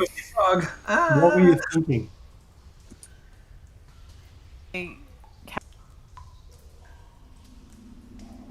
think there's a bit of latency on you. I think you have to turn off your camera because it's going slow and glitchy.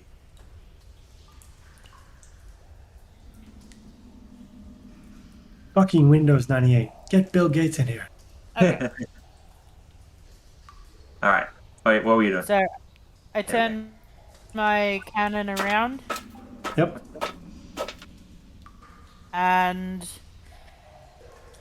kind of just hope. So what you can That the do, flame- if you press Control, you can actually raise the elevation of that cone. Okay, to hit the top of the beast. Well, even though your cone right now doesn't hit Croaker at all. Yeah, Either. if you do it Perfect. Yeah, then I'll shoot the flamethrower. It's Dex 13.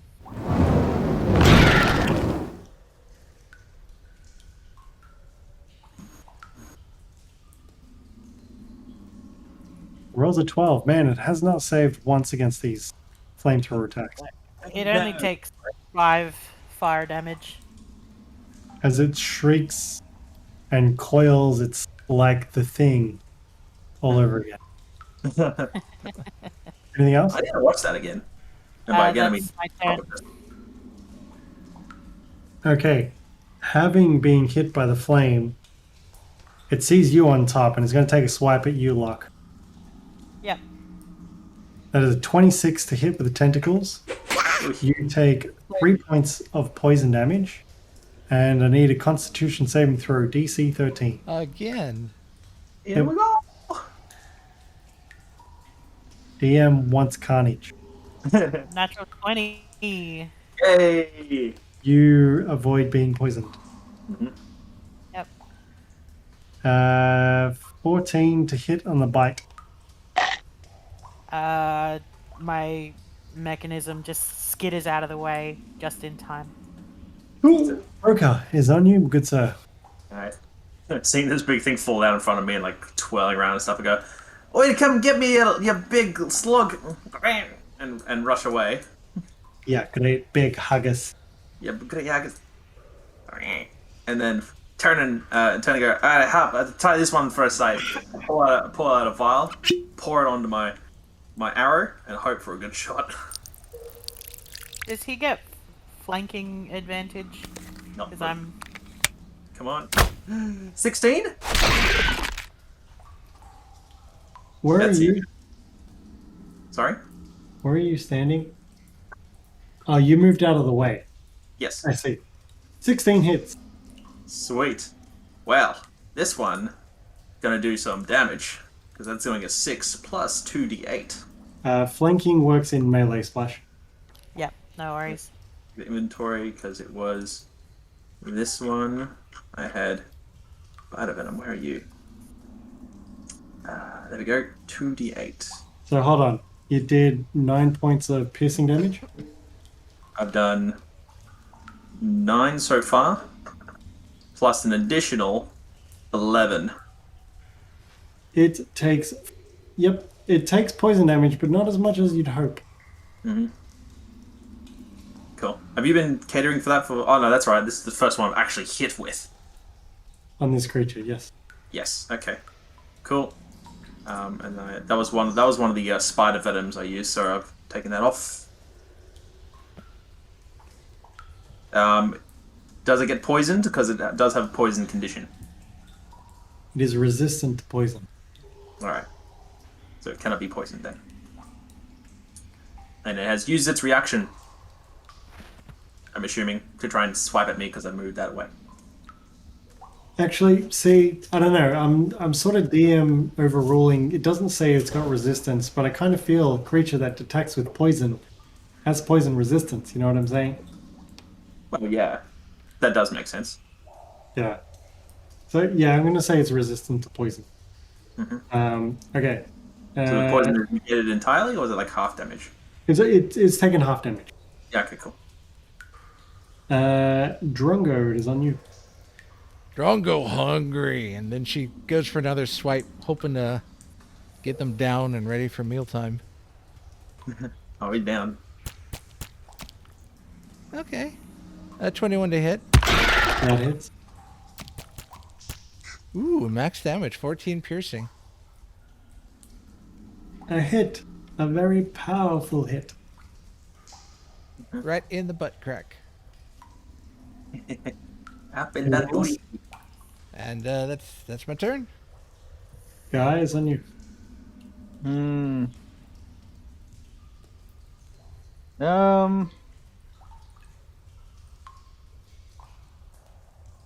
gonna just throw the spear into its back.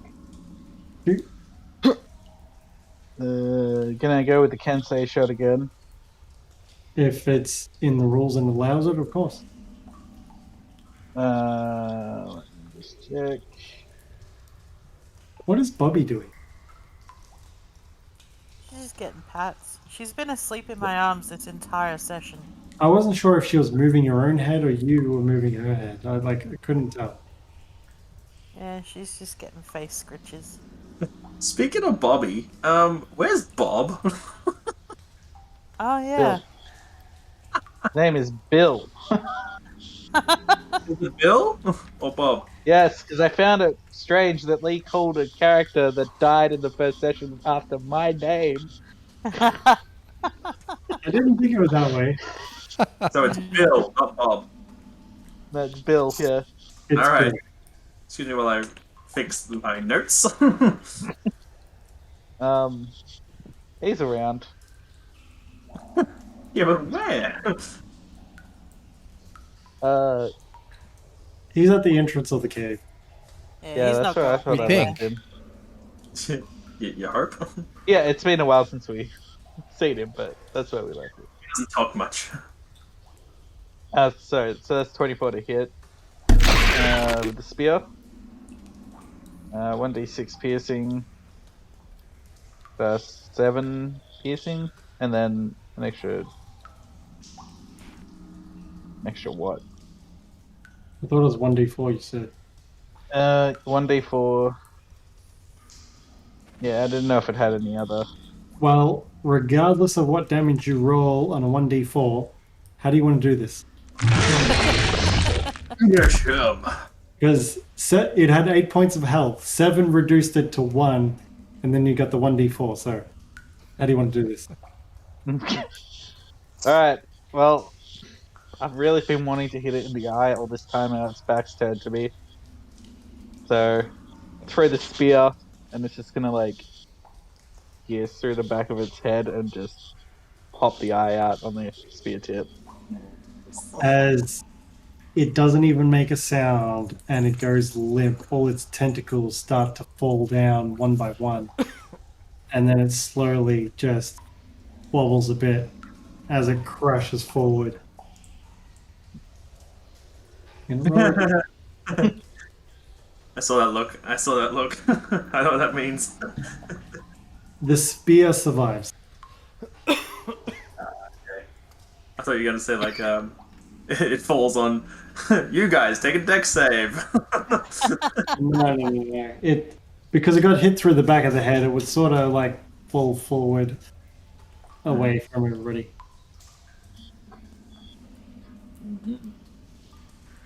And it's all dead. It's Yay! Sick mate. sick, bro. Awesome. And Drongo starts trying to see if there's any food to be harvested from them. I don't remember if I let you harvest the last ones. I don't think I did. Well, the last ones I thought were the actual cave creatures, but these you said were carrion crawlers, which would be a different. They were the same as the last creature that I had you guys on again, Yeah. which I was pretty sure it was a carrion crawler as well. Yes, Fair it was. So yeah, I don't think you were able to harvest anything from them because they don't really have normal flesh. Well, Drongo was checking to see if this one was ripe. That's why she's poking it. I mean, sure. Exactly. Other one not ripe. This one more ripe. It's like an avocado. You gotta give it a couple squishes to see if it's good or not. All right, what are you guys doing? Croaker kind of rolled around and said, are we still alive? Hello? Drongo is getting hungry. Let's see. Good to say some things haven't changed. Anyone else? Yeah. Lokk kind of coughs a bit and says, "Still here." Oh, jeez. Drongo, you look like shit as well. But Drongo's stupid cunt.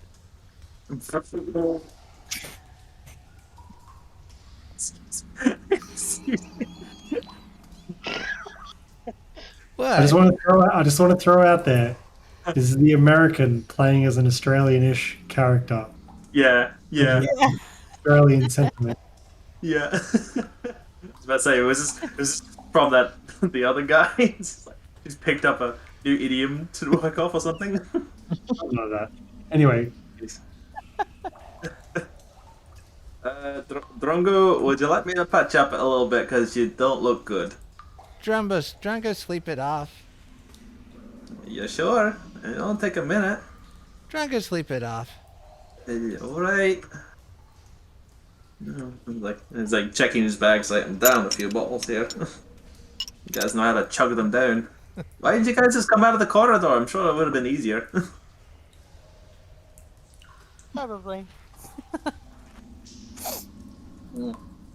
Lokk would like to stay on the cannon and sort of make a way down here, just to try and see if I can see where they came from.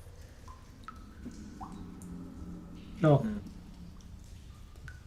There's nothing noticeable that were on them, like old weapons or whatever stuck on them, and it kind of looking for loot. No, you don't. Give me an investigation check. Yeah. I'm just gonna pick up my spear. Can I assist That's a with the 3. investigation? You started talking before the roll hit, so I'll say yes. Okay, sweet. So, Drongo rolls with advantage, right?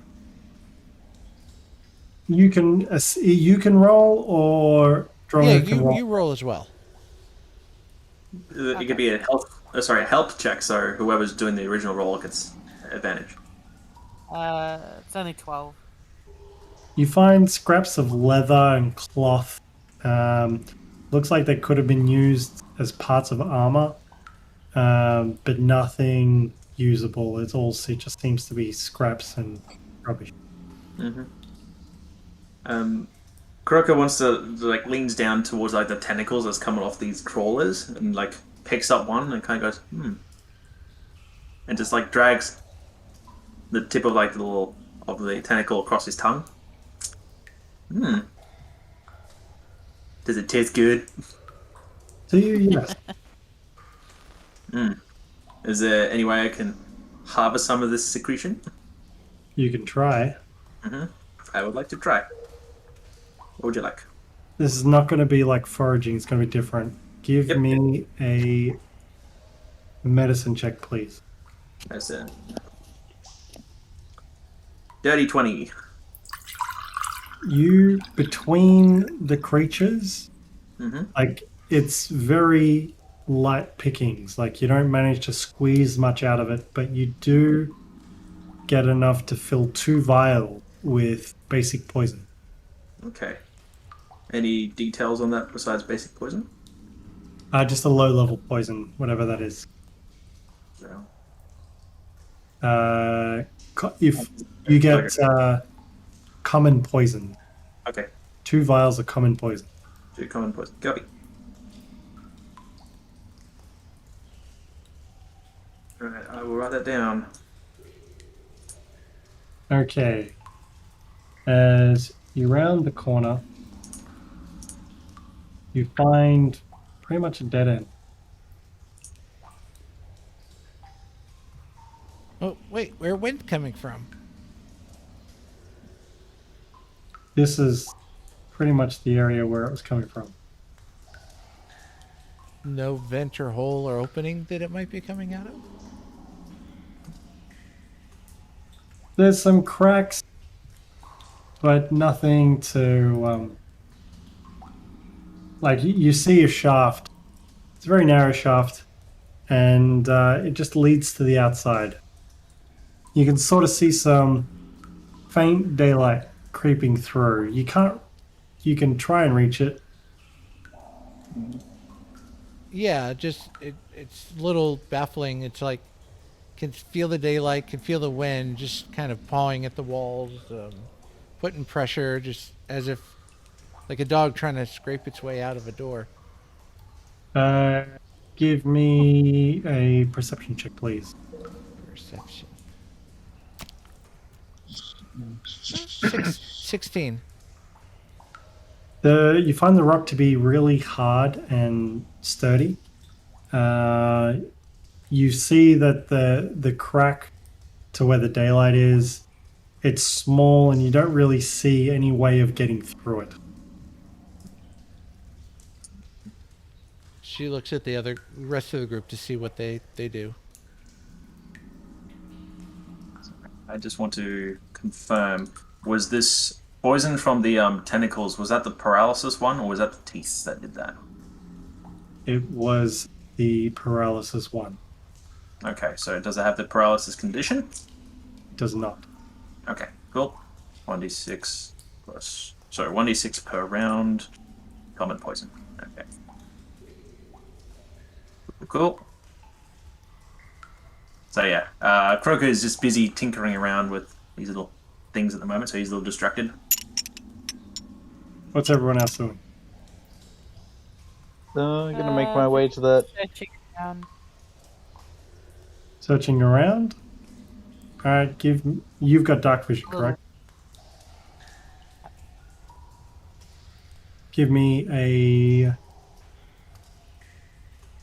What do you think? Perception check or investigation check? To do what? Just look around. Give me a That's perception, yeah. And investigation's Perception? like using hands to move around and try things.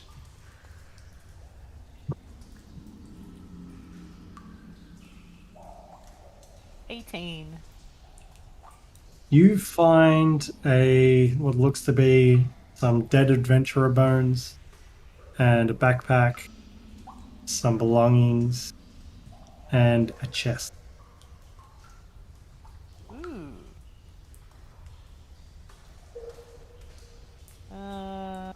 Yeah, I just straight up open the chest. Give me an investigation check, please.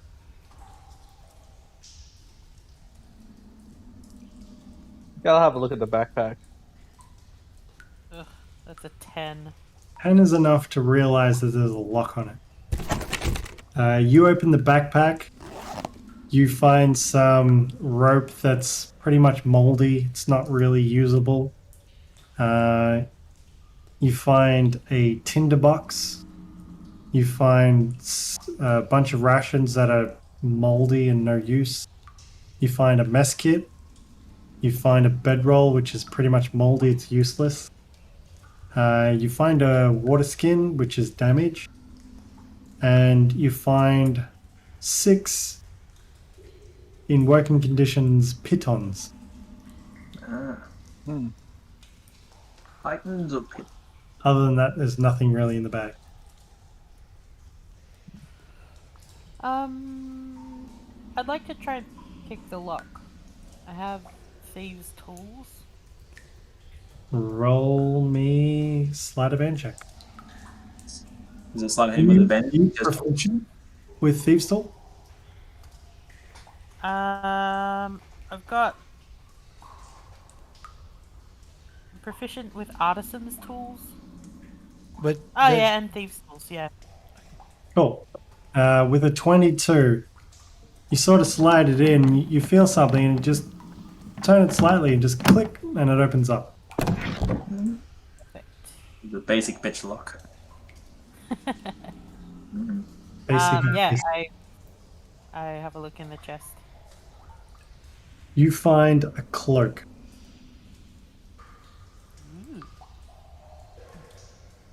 Do I notice anything specific about this cloak, or? Give me an investigation check, please.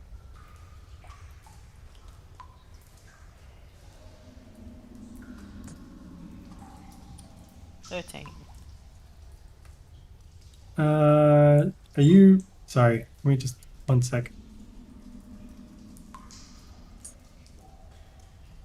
Well, you just rolled investigation, right?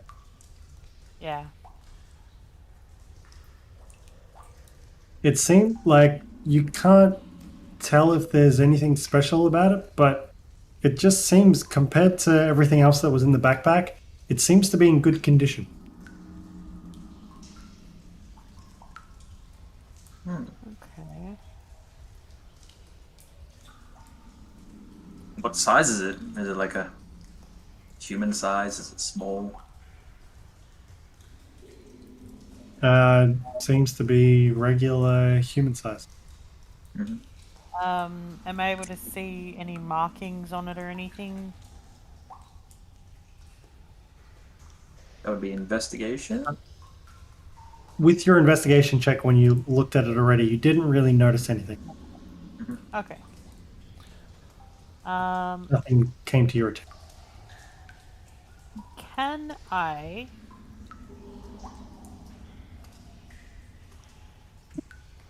take a moment to try and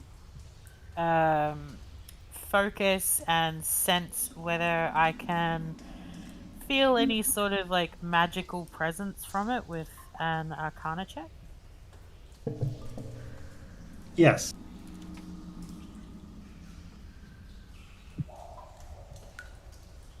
Oh, fuck off. no. Natural one. Yay, You don't get anything from this. It just seems like a regular cloak. Looks like the chest kept it in good condition. Alright, well, I toss it to Guy. Just say, this would probably fit you. Okay. Say, oh, thanks, and then try it on. Does it fit? It fits. It's a little bit longer than you anticipated, but it fits. Croaker wants to just investigate the rest of the chest. It's like it's strange just to have a cloak in there for a locked chest. Is that it? Agree. Give me an investigation check. Investigation. From the light that's coming through, is there a sense of the time of day? You can tell it's sometime in the afternoon. You're not particularly sure. Give me Intelligence? a nature check. 21. You can tell that it's mid to late afternoon. Perfect, thanks. Yeah. Croaker only rolled a 7. I'm assuming you only found. Yeah, it's just the chest. Just a chest. How big is the chest? Big enough to put a cloak in it. Ah. Is it big enough for a goblin?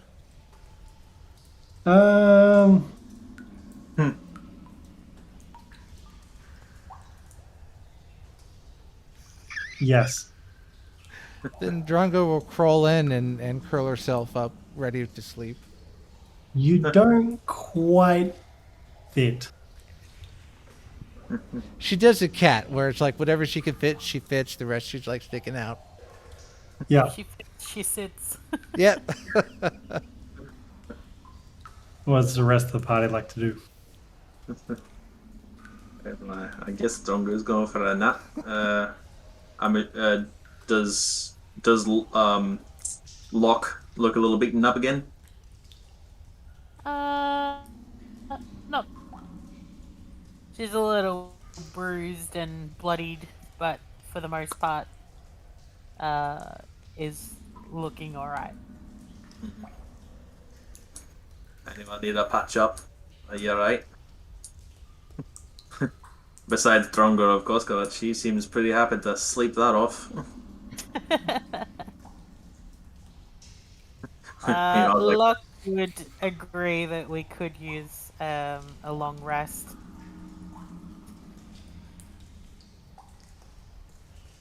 You wanna camp here for the night or something like that?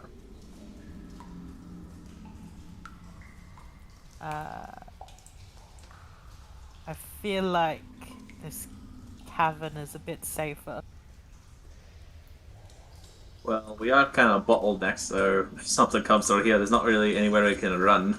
But I guess if anything comes through and sees a bunch of dead bodies, I guess they'll likely turn away. So I guess, yeah, sure, why not? Okay, so the party would like to do a long rest here. If everyone's happy to, yeah. Sure. Well, I think Drongo's already made that decision, so I guess that's what it is. Are you guys going to do watches? I'll have my cannon. How long does that cannon last for? That's what I'm just having a look. It lasts for 5 minutes ago. Damn it.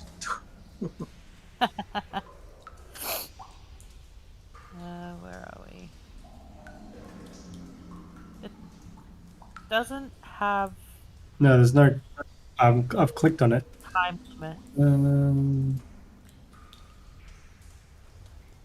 Has an AC of 18, number of hit points equal to 5 times your Artificer level. It's immune to poison damage and psychic.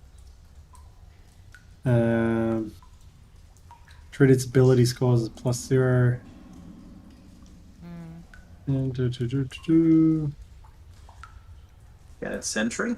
it seems to be permanent, but it seems to only have actions available when you're awake to use it.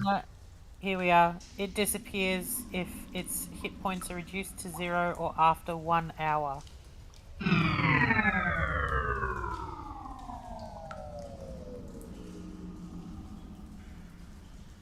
Well, it's still early. Well, late in the afternoon. I've got. You guys are taking up my inventory. I need to fix up some of this.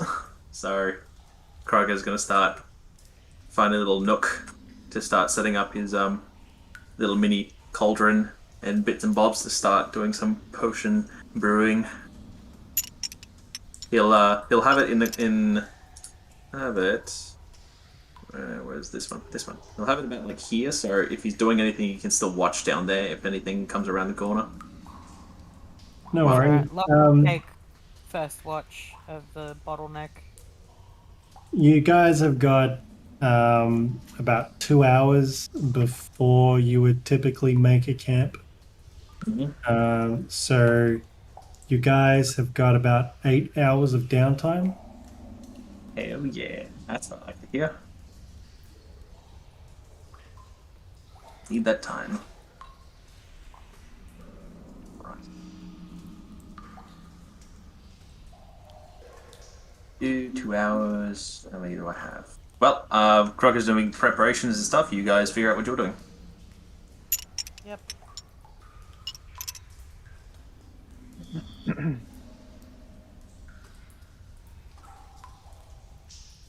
Anyone else figuring out what they're doing? Am I doing anything? Anything happening? Come on, guys, talk to me. What's going on? What's the thing about it? The first thing you'll do is just like check this little cabin for, well, the mushrooms behind me. Just check one more time to see if there's any. Specifically, he's looking for health. Give me a medicine check, please. Additional ones in here. Ooh, that'll do it. That is a 23. Unfortunately, none of the mushrooms in the area seem to be medicinal. Okay. Well, that's a shame. Alright, well, he starts brewing the one he has. So for the next... Give me a medicine check, please, to see if you succeed. I have that one. One rare.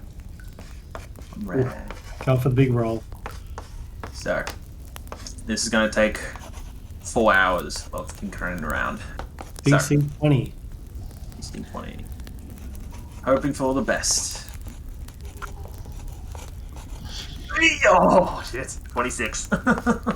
You successfully create a rare potion of healing. Hell yeah. Good. It was teetering on like an 8 or something. Oh, it fell to 8. A translation for the rest of you guys, it is a potion of superior healing. Oh. Pretty solid. So, depending on what's happening during this transition, Croaker's like adding little bits in here, finding little herbs and stuff, and like chewing on some of it, and like spitting the chewed like tobacco of it, and then throwing away the fibers and stuff, and mixing little things and heating it up, and then waiting and doing out little extras, and then adding the final ingredients for the last couple of hours, and then waiting, stirring, and then at a certain point it starts like simmering up to the edge, and then it finally simmers down, and then settles, and it starts to gloss, and a red kind of glittery kind of looking color, and Croaker suddenly goes and just like hops up and down like excitement. During this time, it's about an hour in, Guy, you notice that this cloak suddenly seems to fit a lot better than what it did an hour ago. And you look at it, and there's sort of a glimmering sheen to it that sort of just envelops your body. And like, whereas it was like almost a foot too long before, it like perfectly graces above the ground. And you can't believe you've never had a piece of clothing fit so well. You have attuned to a cloak of protection. Oh. Now you're Doctor Strange. Nice. Now you're not so squishy. Cloak of protection provides +1 to all saving throw. Neat. Oh, Nice. we're gonna add Also, that. clarification. No, never mind. I'm not gonna say it. I don't have to. Fine. Can anyway.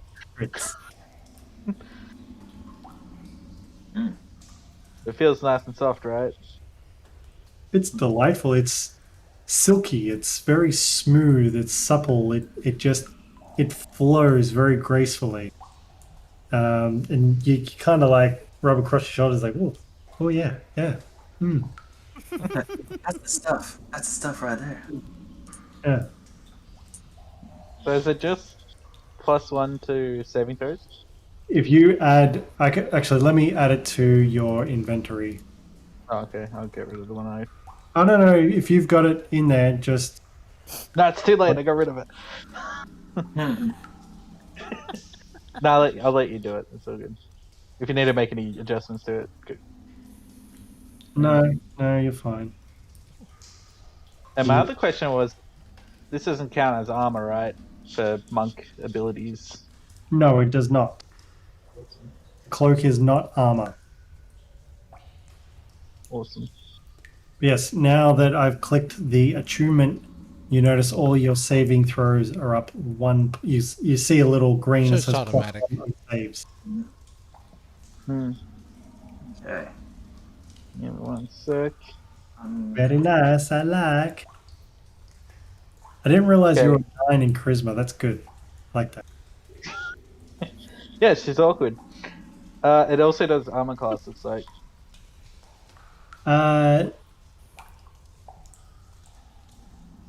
Oh yeah, yeah. Plus -1, +1 to AC and saving throws while you wear this cloak.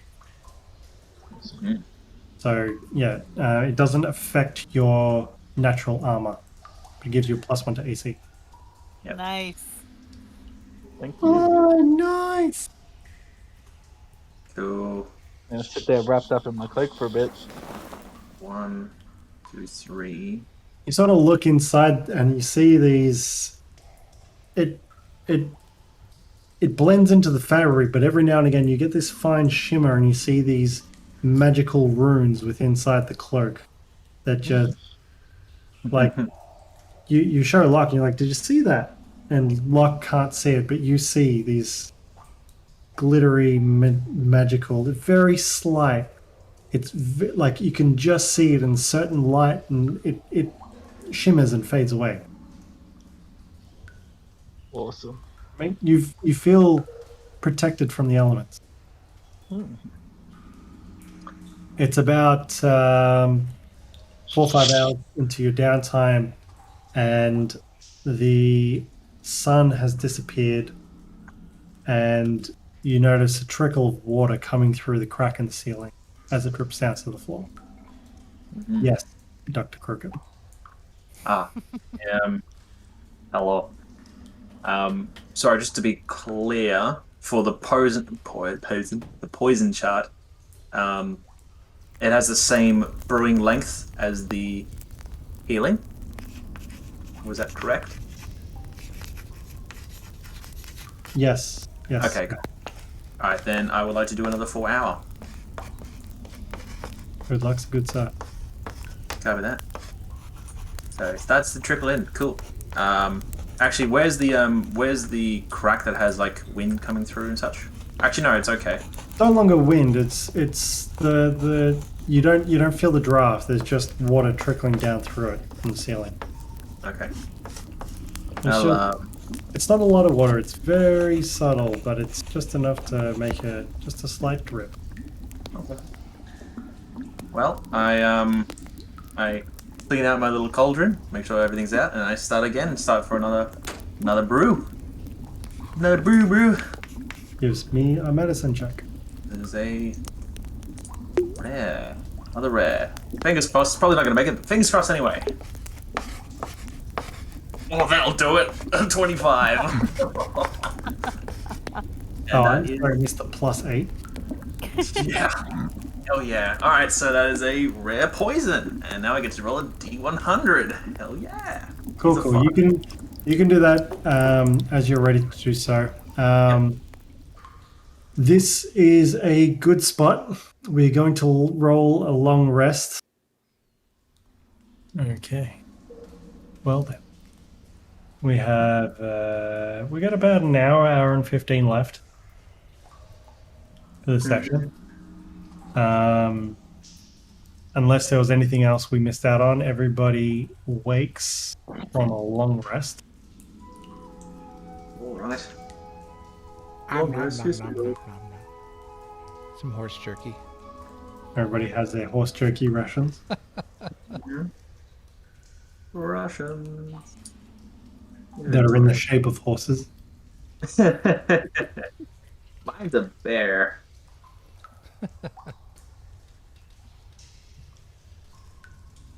Will, during Guy's Pierce's break, she has a look at the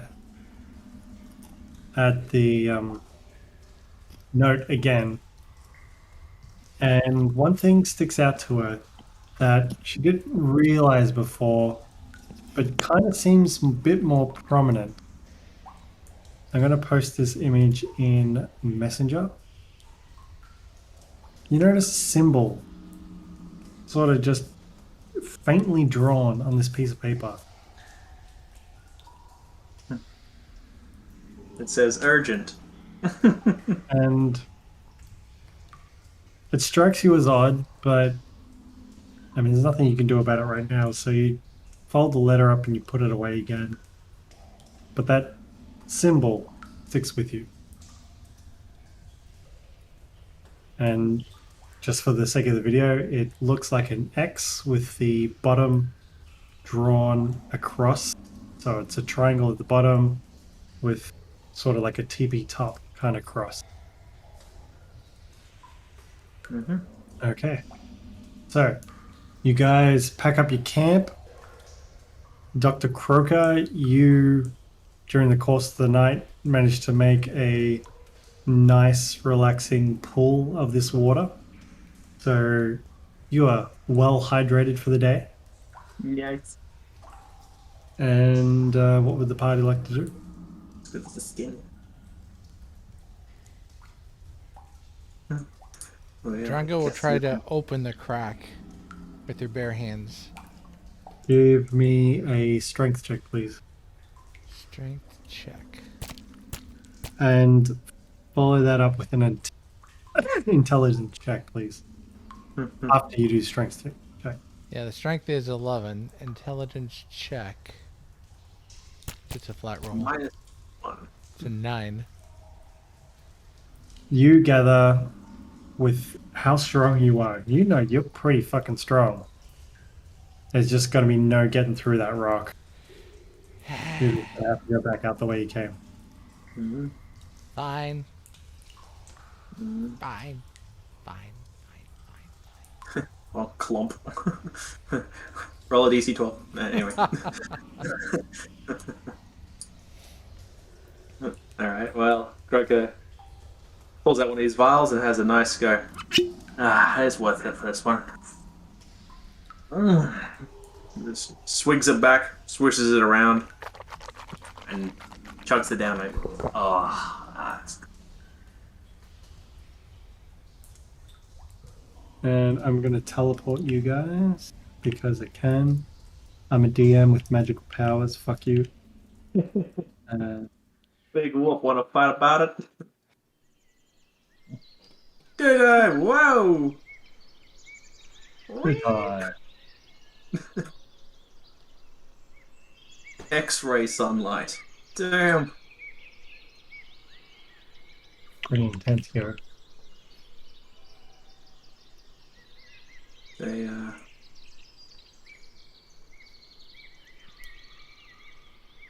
going for the How lens. would the party like to proceed? Drongo's going to go and, if he's still there, pick up Bob. Bill is still there. Yes, I know. Yeah. It's gonna do the same thing. Drongo Drongo carry. Alright. I'd also like to check if that bandit's still lying down somewhere. Okay, so let's see. Is he dead? Is he eaten? Or is he gone? Or all the three? You guys make your way out. The it's moist out after the night's rain.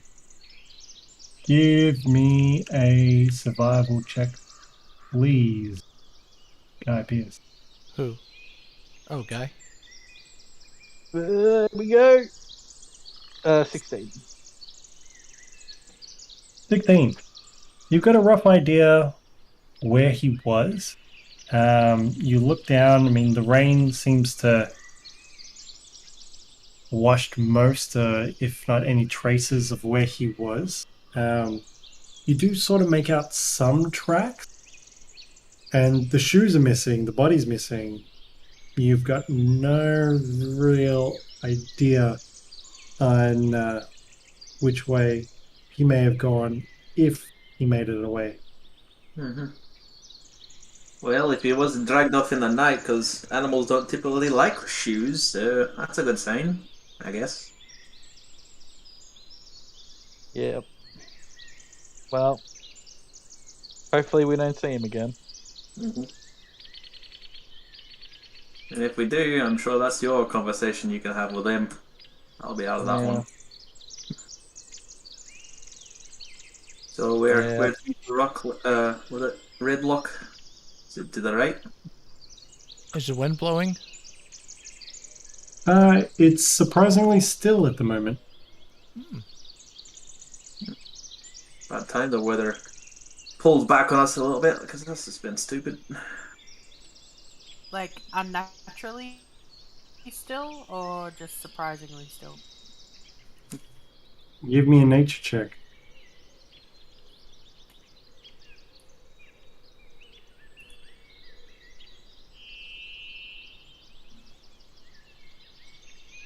Unnatural 20? It is strangely still. Like it doesn't feel normal. Like you're used to the tiniest of breezes, but it's just dead. But to your surprise, there does seem to be birds chirping, creatures skittering. Look up into the distance, you notice a doe prancing through and running through the forest, and it disappears as quickly as it appeared. But yeah, there's not a cloud in the sky. The sun is shining. The tank is clean. It's clear, crystal clear, apart from the wet, muddy earth beneath you.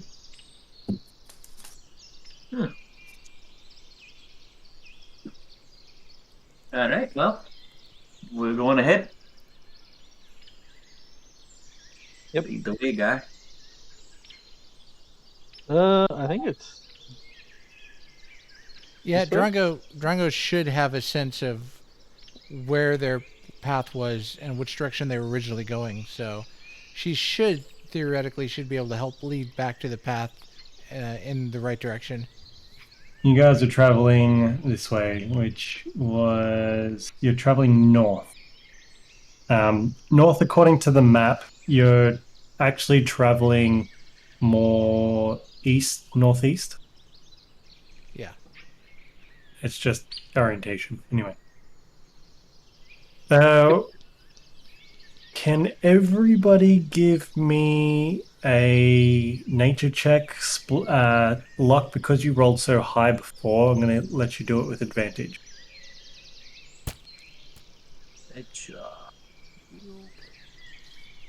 That's a flat 9.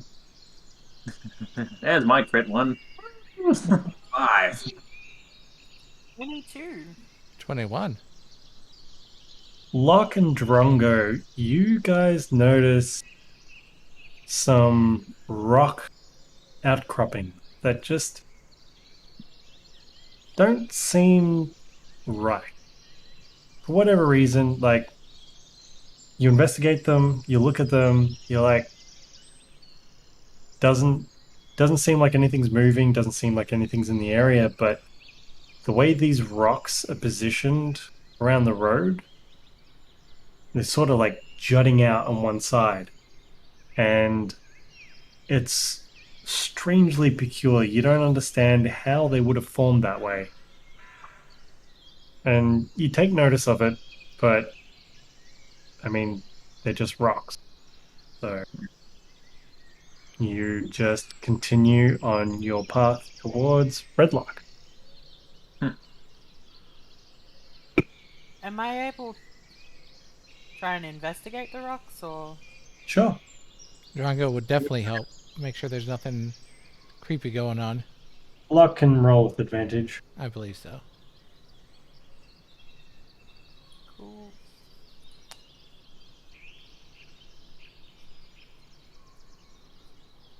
Oh. It rolled from a 17, hit the wall, and went to a 3. But Advantage. it's a 10 total. Roll Oh, a second die. Yeah. The other one rolled a 5. That was with advantage. Oh. Look, So 10 total. I mean, as far as your tinkering's concerned, this doesn't look man-made. But you really can't discern more than that. Okay.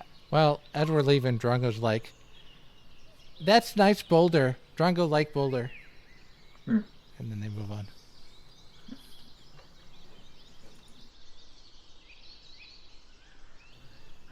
There's a nice boulder. Yeah. Anyway, Nice.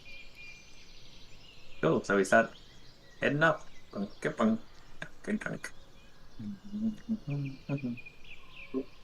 And then the carriage comes down. Okay, so I think I said there was 3 days left to travel.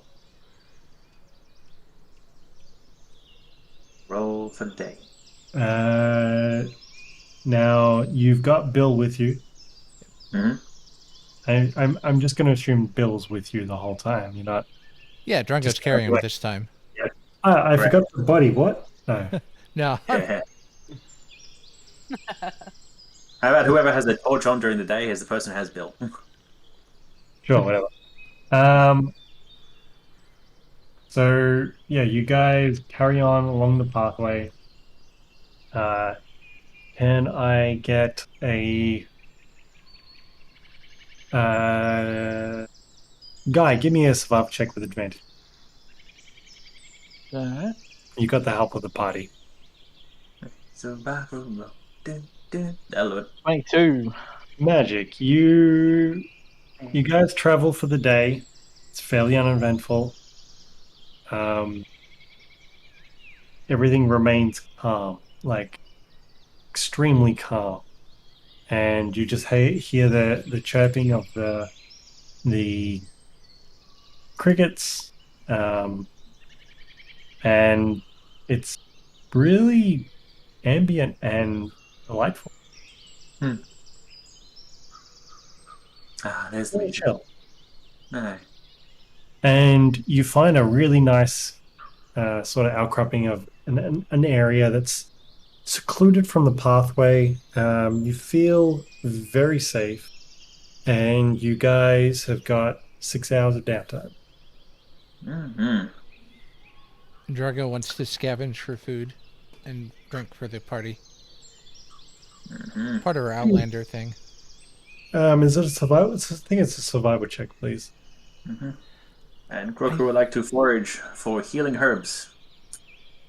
Sure, we'll do that in a second. Oh no, you can do it now. I'm checking something. Okay, cool. Medicine. DC. Go. Give me Foraging? 3 rolls, please. 3 rolls. That'll be that. That'll be here. 3 medicines. 1. Dirty 20. 24. And a 17. Okay, so you managed to find 1 common, 1 uncommon healing herbs. And in the 3rd hour, you swear you had a really good look, but you just don't seem to find any. Copy. Cuckoo. Anybody else would like to do for the evening? 17 Yeah. survival check. Yep. You managed to capture 2 hares, and you bring them back. And everybody has a really good meal. You found some berries as well, and you bring it back to the party, and everybody has a really good meal.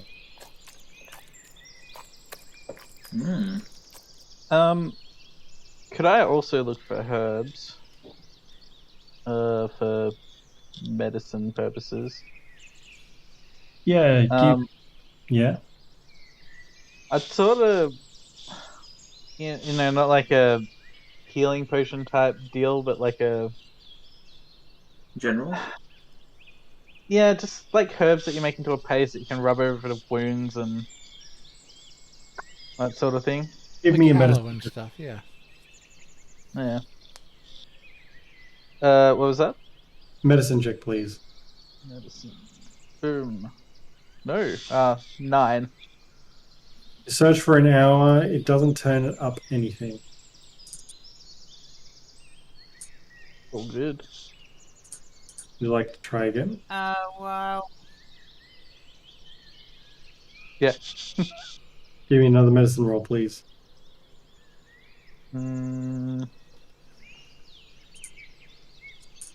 12 this time. You still don't find anything. I'll leave it at that. What? well, everyone's doing their thing. I mentioned a session or two ago that I was whittling Yes, from the you wood. did. I would like to take that figure that I've carved and do some magical tinkering. Sure thing. Magic. So I'll mark off. I can have 3 magical items at a time that I've made. So I just, tinker with it, and I'll let you know what it does when I use it. Cool. Okay. Nothing else is getting done. I'm going to bunker down for the night. Yep. Book it on them. Book it on them. Drongo will take first watch because she doesn't like being woken up by teeth. By many leggers. By mini leggers.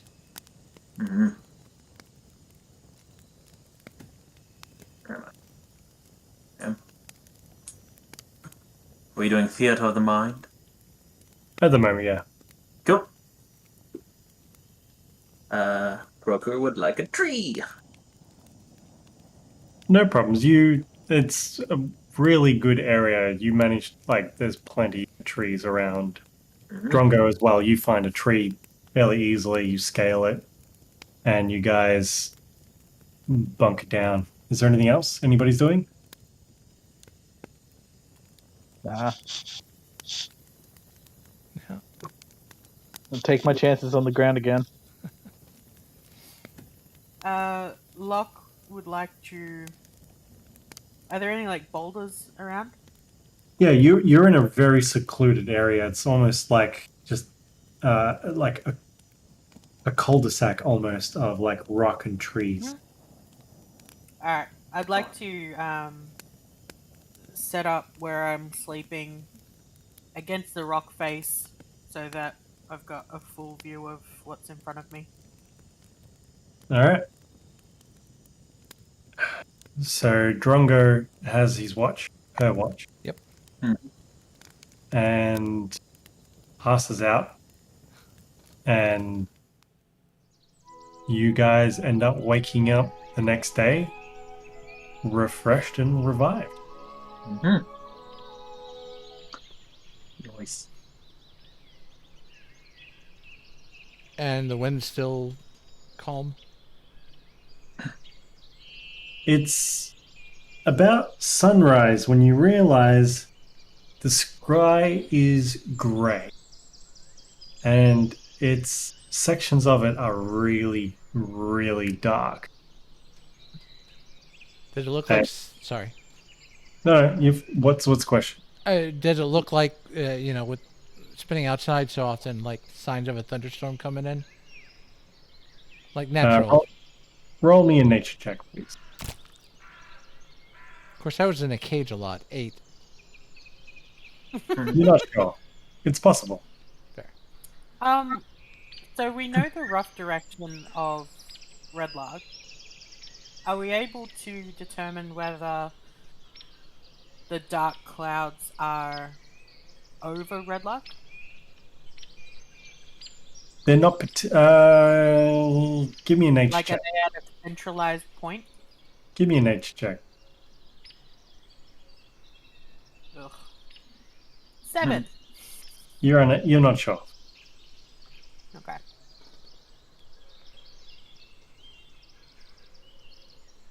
How do we know who to give body to? I'll find out. Don't worry, we'll find a way. Hear that, Bill? We'll get you home. I'm sure he appreciates it.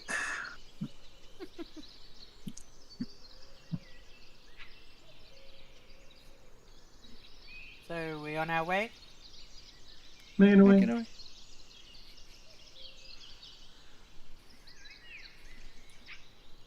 Indeed. Find a cliff. The wind picks up a little bit. That's all. And you guys continue traveling. Indeed. And the sky remains overcast. Guys trapped off the board. Rookie mistake. I think the trick is you go off, and then you do that. Oh, drowned. You're all drowned. Yay! I can breathe the water. Ah! This is more theater of the mind stuff. Okay, cool. You guys continue traveling. It's overcast. It's not that bright, and birds, they all go quiet. And then you hear the thunderous eruption of a storm, but there's no rain. You just hear this loud, thunderous crack, and you look over, you don't see anything, and then you see another flash, and another flash. And then a few seconds later, the rumble of thunder just rolling over you. And this, it's not very frequent, but it's more than, it's one lightning bolt every few minutes at least. And you just hear this rolling thunder of vibration that just rumbles through. And Feels you like guys get through the day. Nothing seems to happen. Nothing seems to... There's no engagement. There's just... Is there anything you guys do amongst yourselves? Croaker's actually kind of curious to Drongo. He just goes, "Hey, Drongo, where does your tail go?" She just looks back and wiggles her butt and Is it normal for them to, like, does it wrap around you? Does it just disappear? Drongo not half tail. Just thing happen when Drongo mad. I see. Alright. Pulls out like a little notepad and starts like just scribing some stuff down. How you learn talk? Oh, I had a friend of mine who I learnt common from. Gregor. Can we make Yeah. all frogs talk? No, I don't think so. I think I'm more of a unique case. But I think that's just because Grungs can talk, but not often be common. What else you talk? Talked a couple of different languages around. I can talk a bit of Dwarvish and Halfling. I can talk that too, and a bit of Grung, of course. Cool. But, all depends on the patient. Sometimes it's good to know what they're saying, and in their language they get a little bit more comfortable. Yeah, Drongo not always patient. Yeah, I've noticed a little. It's not always a bad thing, but not always a great thing either. No. So where are you from, Drongo? Drongo not remember. Drongo grow up outside, alone. Yeah. Same boat, yeah.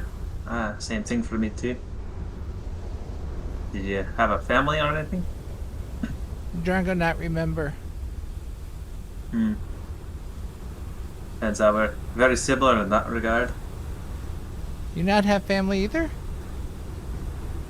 Well, not quite. Grungs don't really have family per se, but I know I do have parents, but it's unlikely to ever know who they were. Well, now Drongo family. I guess so. Why not? Frog! Goblin! She giggles at that. What about you, guy? What's your story?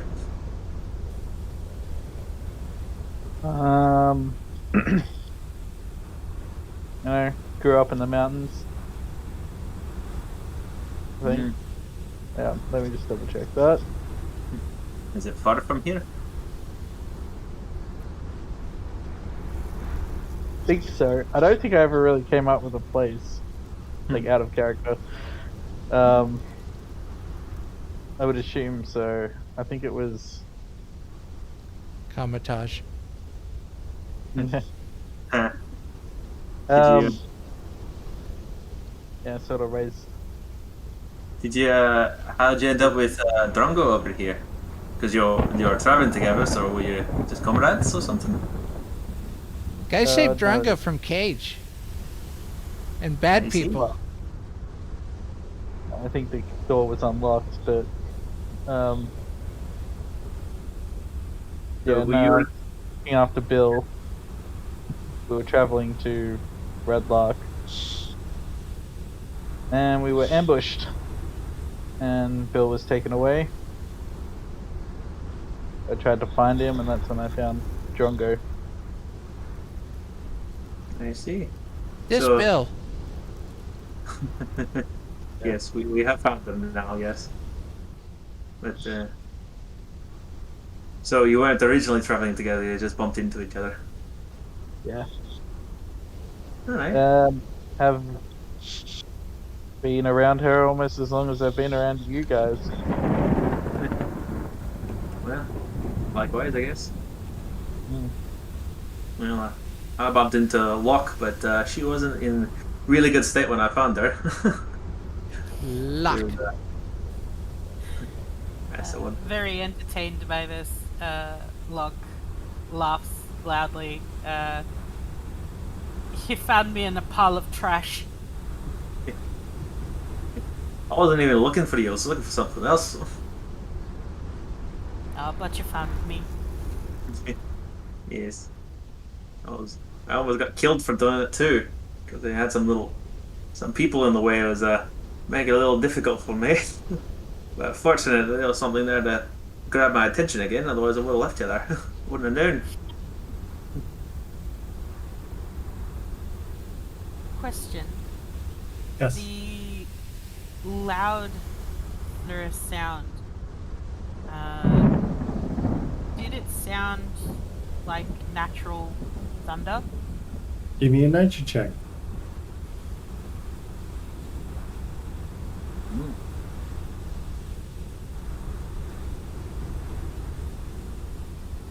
That's 21. most natural sounding thunder you could have ever asked for. As you guys are having this conversation, the rain begins to lightly beat down and eventually turns into a moderate downpour. I do like the rain. Drongo will quickly just go up to Lokk and go, Lokk not trash. Lokk compost. And then look up and enjoy the rain. I'm surprised she knows what compost is. Well, she's not wrong, I guess. Interestingly. Lokk just laughs and looks up at the rain as well. You guys managed to find a safe little crop to set up camp. No survival check needed. You feel very protected. Was there anything anybody wanted to do in the downtime? It's your usual forage for dinner. Alright, because it's raining, it's going to be more difficult. Please give me a survival check, please. Nope, that's a 10. You turn up empty-handed and you try, but you figure all the creatures must have skidded off. Yeah. And there's nothing, you can't really smell anything. The smell of rain is too heavy. And damp, wet foliage just fills the air. It smells amazing, but yeah, you just can't pick up the scent of any creatures. Cool. Croaker would like to find a nice little dry spot that he can start doing a bit of brewing and tinkering. Give me a survival check, please. Yeah, survival check. Okay. That's 22. You managed to find a spot just big enough to set up your alchemy kit and give this a go. Lovely. Only for a single hour, this one. No worries. Give me a medicine check, please. 17, which is Yeah. a success. Yes. You successfully craft a healing potion. Nice. I will add it to the pile. How much of downtime do we have? You got another 5 hours. I might try my luck looking for herbs again. Your This is herb. going to be harder because of the rain. Yep. Everything glistens and the sun is gone. It's mostly down at this point. Give me a medicine check, please. 24. You managed to find 2 uncommon herbs, useful for medicinal purposes. You know in their raw state that they can help to tend to wounds, but they would need to be more refined in order to help heal. Yeah. Well, I'll use the herbalism kit and spend time doing that. Give me an intelligence check. Oh. Not a good one. With a 3. Jeez. You set it up. Oh, it's just a flat 3, alright. A 3. You set it up, and you can't work out why, but the rain keeps interfering with your process. And you can't get a hold of it, and you fail with your first herb, and it does not work. Do I see this happening?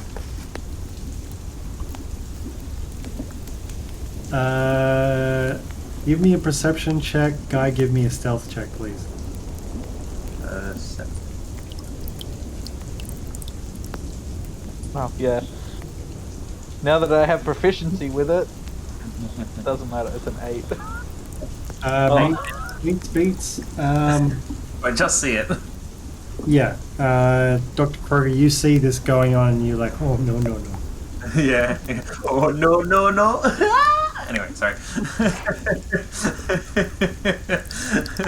Sorry. I'll lean out the corner and go, Oh, I didn't know you also tinkered around with some brewing too. Is that what you're after? Guess it's not really brewing it, just preparing it better. Well, you might want to get out of the range for that one, because that doesn't usually help. Yeah, I could maybe shimmy over a little bit. I'll give you some space. Yeah, let's do Guy, that. you go over, you see Dr. Croaker set up, and you're extremely impressed.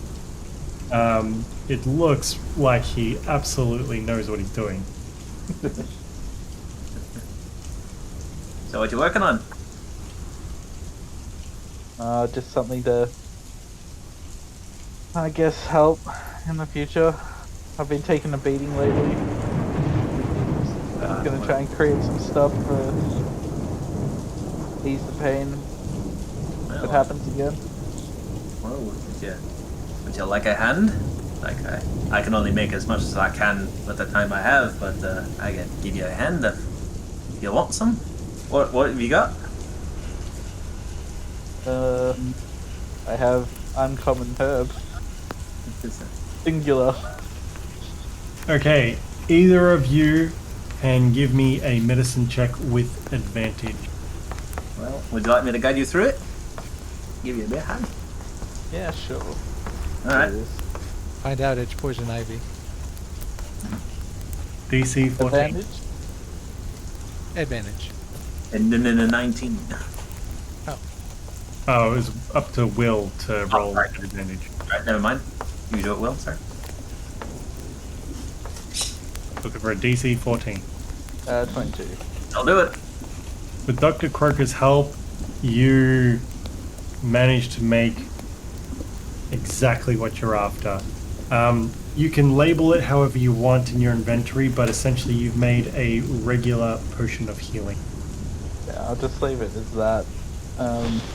But essentially what you're seeing is like a real, Rudimentary version? yeah, sort of like there's no real discipline to it. It's like she's grown up in the mountains and she's learned to use what she So, got there. out of character and out of game, Elliot and I went back and forth with his character and what he could create, and he had this entire, list of, Yeah, depending on the PDF. plane he was in, depending on the DC check, depending on whether it was healing or poison, and it had all these freaking options, like tremendous amount of options. And it made a healing potion, a salve, a bandage, a this, a that. Yeah. And I'm like, no. Let's just make it as simple as possible. I don't want all these freaking options and trying to work out what's going on.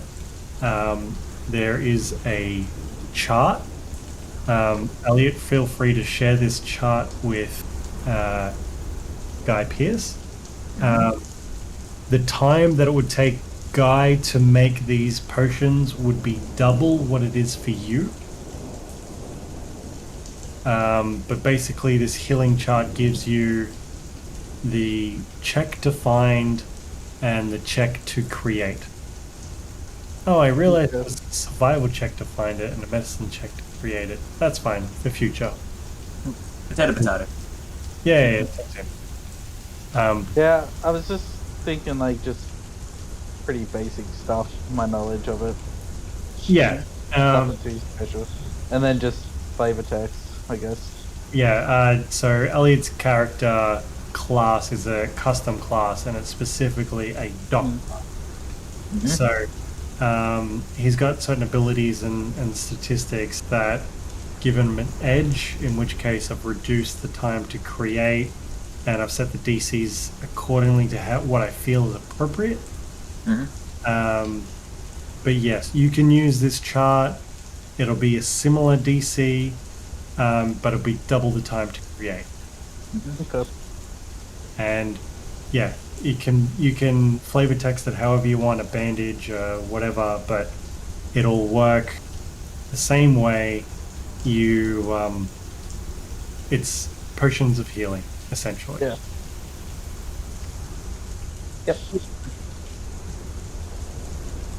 She's upgraded from munched up leaves and spit. Pretty much. Nothing like a bit of a helping hand. So, well, there you go. See? Wasn't so hard. I see you have a like slightly different technique to what I'm used to seeing, but at least it still works.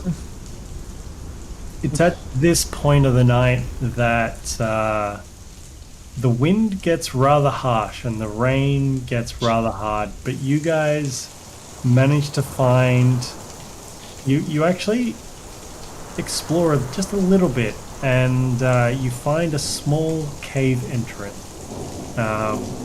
You search the cave, doesn't seem to be any creatures or anything in it, but it seems to be a nice, dry, comfortable place to set up camp. And you guys cycle along rest. You were very relaxed. It was an easy night. Nothing happened. Just the wind and the rain picked up, but I mean they didn't stop you from getting good night's sleep. You wake up, mark off a ration each, because Drongo wasn't able to find anything for you. Yep. And if you check your messenger, I've sent it to you, Will, in Messenger. And I've just put an extra line in there that's highlighted and underlined for you, just saying, "Guy, I must take double the time to brew these potions." Yep. Awesome. Sweet. Thanks. Cool. Alright. it's Daytime. it's daytime. The wind is not fun. The sky is still grey. Mhm. You see lightning off in the distance. Just a few cracks now and then, but for whatever reason the rain's not falling.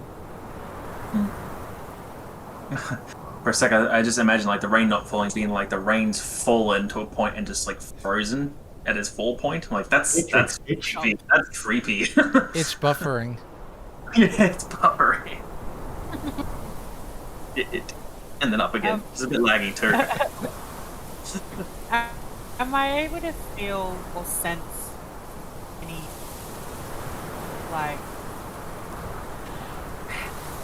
like magic in the air, but like the way that I envision it is feeling like you know, the static electricity you sort of feel. You can give me I'm wondering whether I could sense any kind of... You can roll Arcana or Nature. So you're looking for residue magic is what you're going for. Residual magic, I think you would. Kind of, yeah. Alright, 21 for Arcana. You don't sense any particular magic. The elements feel as natural as the morning sun, as tranquil as full moon night. It's unpleasant, this weather that you're having at the moment, but nature, while off tilt, still feels natural to you. Everything feels like this is nature. This is just nature at its worst. Okay.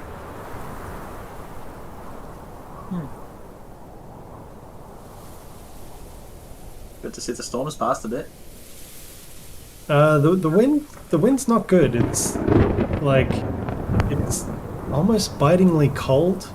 You feel it moving through your clothes that aren't like leather and sturdy and protective. And you feel it on your skin. It's almost like, as cold and damp as it is, you feel dry almost because of the wind and how persistent it is against you. I don't mind the cold, but I don't like it this cold.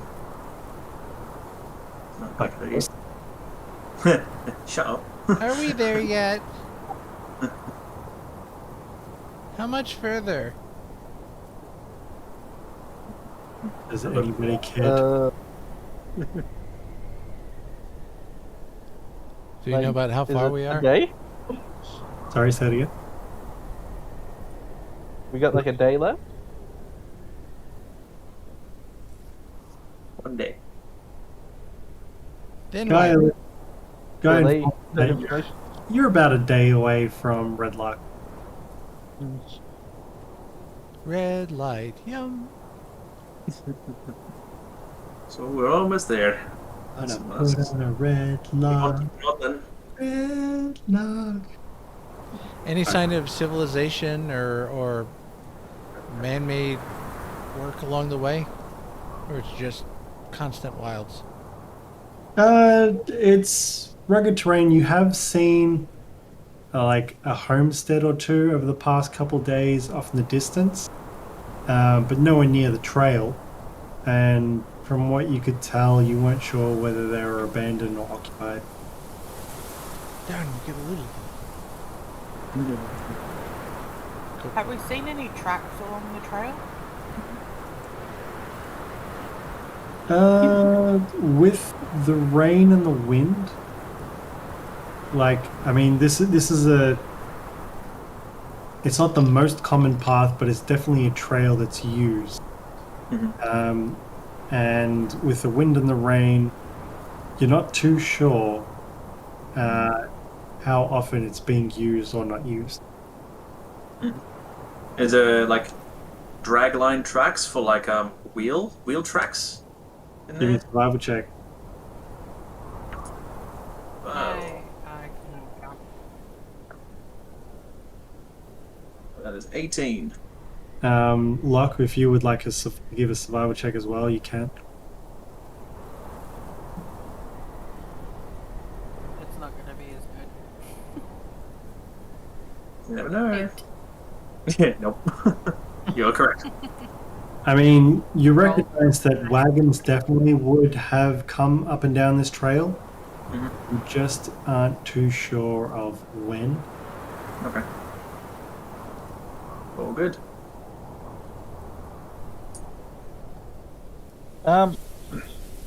As we're walking along, I'd like to talk to everyone. Ooh. Listening. Just to reiterate the note that I have. It says 25 gold per living soul delivered to the temple, signed Bastion Commander. I just want to say, first off, I'm going to go find where Bill was going and see to that before I do anything. But after that, I intend to go to this temple and see what is going on, because people have died, people have been kidnapped. Gotta stop.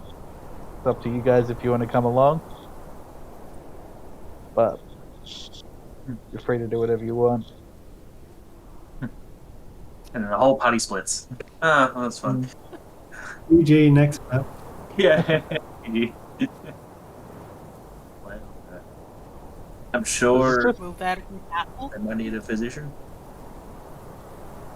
I say, well, I haven't really traveled there before, but guess I may as well give it a crack.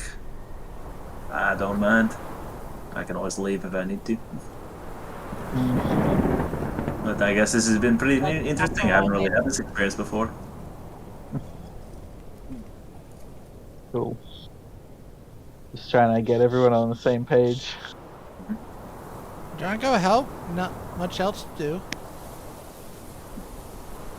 Awesome. And to Lokk, yes, there will probably be battle. Depends how they go. I don't imagine that they're going to give up. I mean, we've tried to talk to the bandits before, but they haven't really said much. Except to kill them. So... Stupid. Well, and I think it's too early for me to leave. I've just made a little apprentice, haven't I? Yeah. Got to make sure you know what you're doing. Doing So I what? feel like I got a lot to learn there. Oh, nothing but time. Alright. So I guess we can That's all I wanted to say. Mhm. Will, give me a survival check with advantage, please. You got Drongo helping. Hey, kitty. 2 5s, so 10. Not what I was hoping for. Bad luck. Everybody dies. Nice. See you guys. Tried already. Not again. You guys slow going. This wind holds you up, and you know you're close. It's maybe another dozen miles, but the sun is beginning to set, and you feel like the rain starts to pour down, and it gets heavy, and the wind dies down. Picks up, it dies down, it picks up, dies down. The rain starts to fall.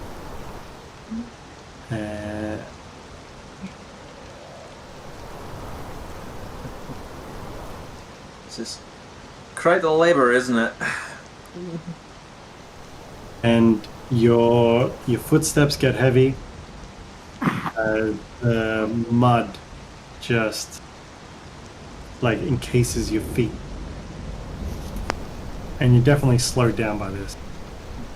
I like the mud. You may like the mud, but it still slows you down. Yeah, I like the mud.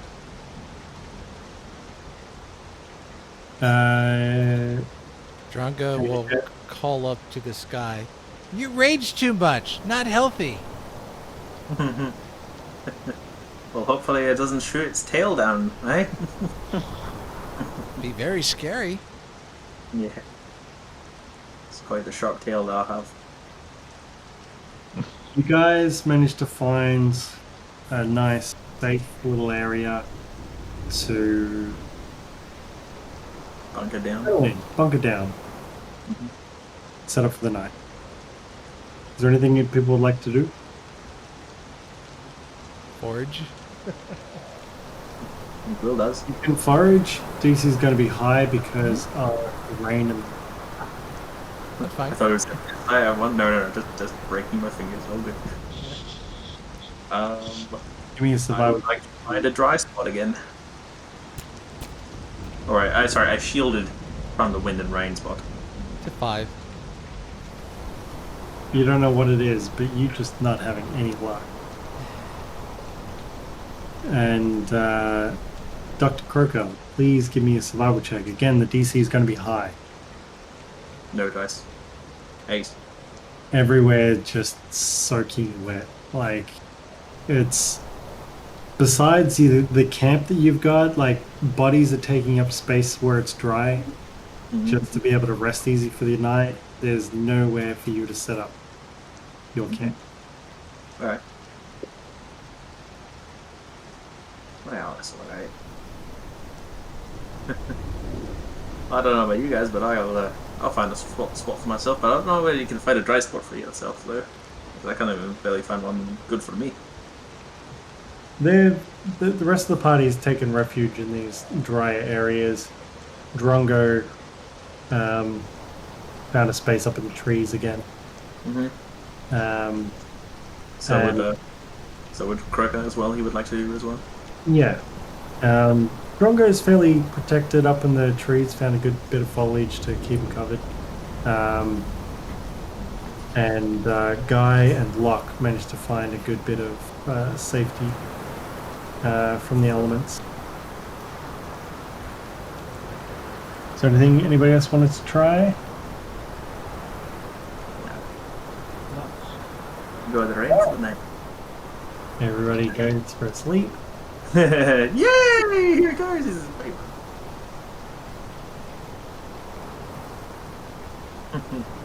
43. It's actually 458. Alright. Damn it, Tyler. The night goes through uneventful, but throughout the middle of the night, for those of you that sort of just toss and turn just a little bit, the rain stops and creatures come out and the moon comes out and the skies are clear and there's no wind. It's just serene.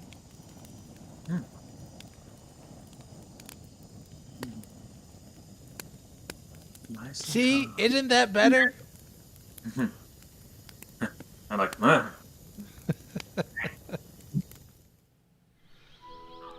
Crawling down for breakfast. And yeah, the next day is magnificently peaceful. Like, it's just delightful. Like, especially after all the rain and wind you guys have had, it's just marvelous. Birds are chirping, critters are skittering. It's comfortable. And if you look at my camera, these two are cute as fuck. Yeah. Aw, munch, munch, munch. And so mark off another ration.